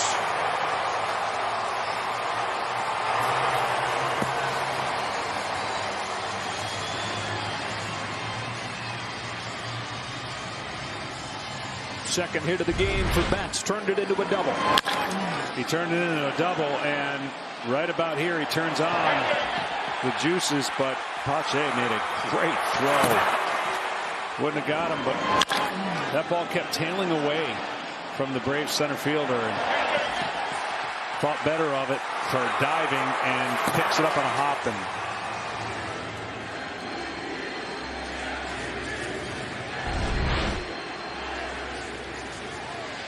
that's a safer celebration than the elbow to elbow. It was a safer one. Yeah. Ryan Snitker going to make a change. Out to at least talk to Mark Melancon. I'm not sure anybody was warming. No, this is a discussion. This is a discussion about how he feels about pitching to Corey Seager, or should they just go ahead and put him on and face Turner?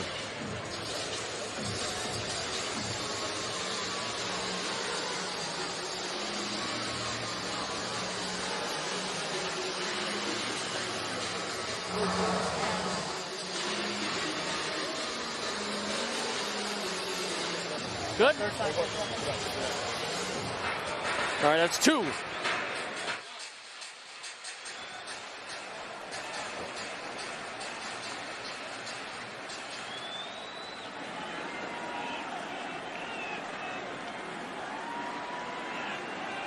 Well, you said it earlier in the game. If it's you late in the game, you're putting him on. Putting him on. But now this is a veteran pitcher, and they had the discussion to say, what would you like to do, and can you pitch around him? The worst thing you can say to a pitcher is pitch around him. Just walk him then. Seager trying to give the Dodgers some insurance. 4-3 in the 8th. Swings and misses. Good first one from Melancon. So what that conversation was, we're going to establish a game plan. Here's how we're going to attack him, and we're not going to look back. If that was a younger pitcher on the mound, there would have been no decision. They would have walked him. But it allows the veteran pitcher, with the ability for him to spin the baseball, to see early on if they can get Corey Seager to chase. He did. And let the count determine what they do from that point on. On an 0-1, Seager got one over the plate, swatted it to short. Swanson up with it, inning over. Fasten those seat belts. To the 9th inning we go in Game 7. Albies, Swanson, and Riley coming up. It is 4-3 Los Angeles.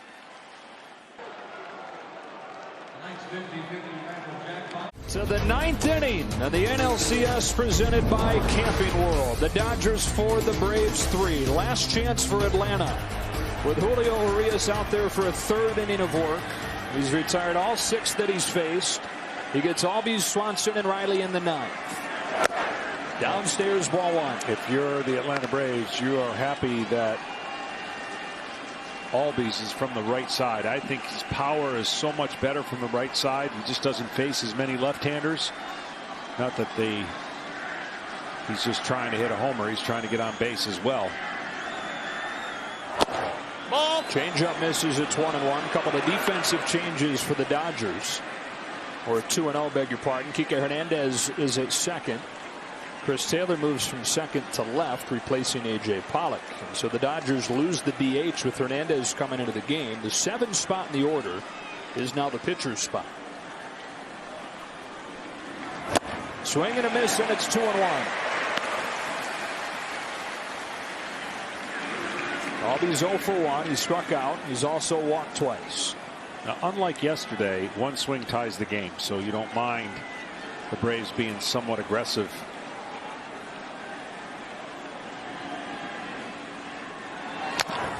What I mean by that is last night they were down 2, and in 2 pitches, they were down 2 going to the 9th. 2 pitches, Kenley Jansen had 2 outs. Yeah.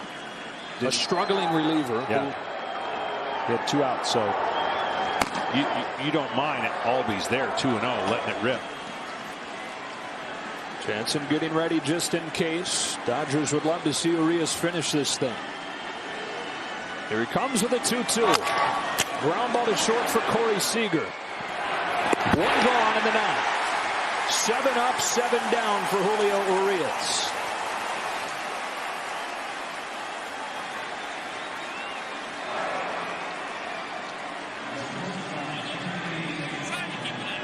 May gave up 1 in the first. Gonsolin was charged with 2 in the second. Trinan, Gradawal, and Urias have combined to give up just 1 base runner over 5 1/3 scoreless innings. And it has worked out so far for the Braves, but Urias has really been their best pitcher. He's dominated the Braves from the left side and now has a chance to finish out. Given the opportunity to take that lead that they did, now he's in line to win and finish the game without having anyone else to come in. But now coming up is the guy you've talked about, loving the big moment. Dansby Swanson, homered back in the 2nd. Tying run at the plate, 9th inning. First pitch, strike one.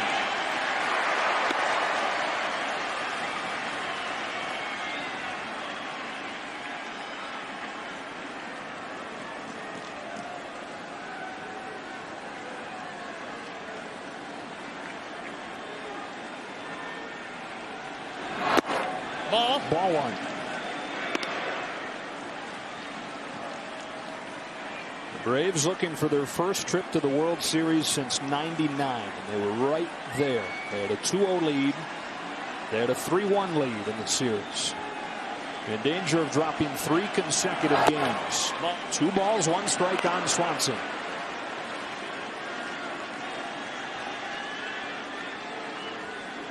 I know that Urias pitches out of the stretch, but he hasn't had anybody on base, and that would be something the Braves are trying to do just to see if there's any difference in the way he's throwing with a runner on, because he hasn't shown that so far. Seager again. 2 up, 2 down in the 9th inning.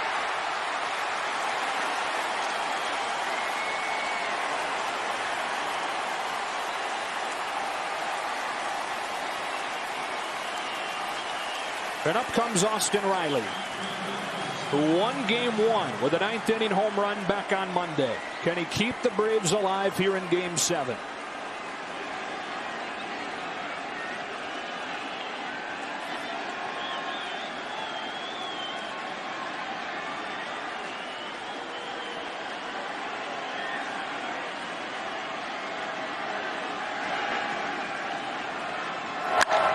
Towering fly ball. The Dodgers come from behind in the series. They come from behind in Game 7, and they win the National League pennant.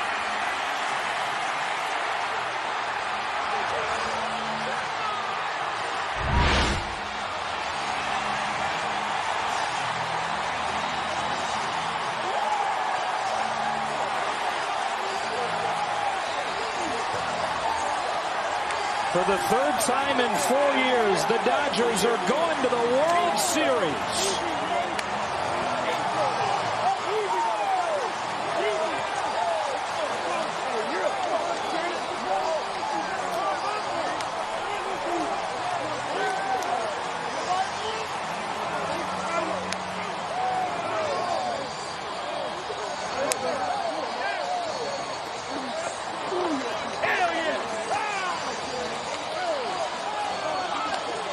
Yeah. 88 times a team has fallen behind 3-1 in a series. This is only the 14th time that a team has come back to win that 7-game series. First time since the Cubs did it in the World Series in 2016. Yeah, well, everybody knew about the depth, and that's why they were so favored. They certainly didn't get off to the start they thought they would in this best-of-7 with no days off. Think about that. That allowed the Dodgers to be able to use their depth in whatever way they decided. The Braves played almost a perfect series, and they got up 3-1, but couldn't get that one game to fall. And give the Dodgers credit. They had all the pressure on them, and they're going on with a chance for some redemption. There was a group text that started going around the team after the blowout loss in Game 4 that put them in a 3-1 hole. The message of it was, look, we got a chance to do something special, something that not many teams over the course of this wonderful sports history have been able to do, but they do it. They come from behind in Game 5. They win Game 6. And again in Game 7, they find themselves in a hole. They trailed 2-0 early. They tied it. The Braves retook the lead. They tied it again. And then Cody Bellinger's 7th-inning home run proves to be the difference. We'll hand out the hardware coming up in Arlington after this break.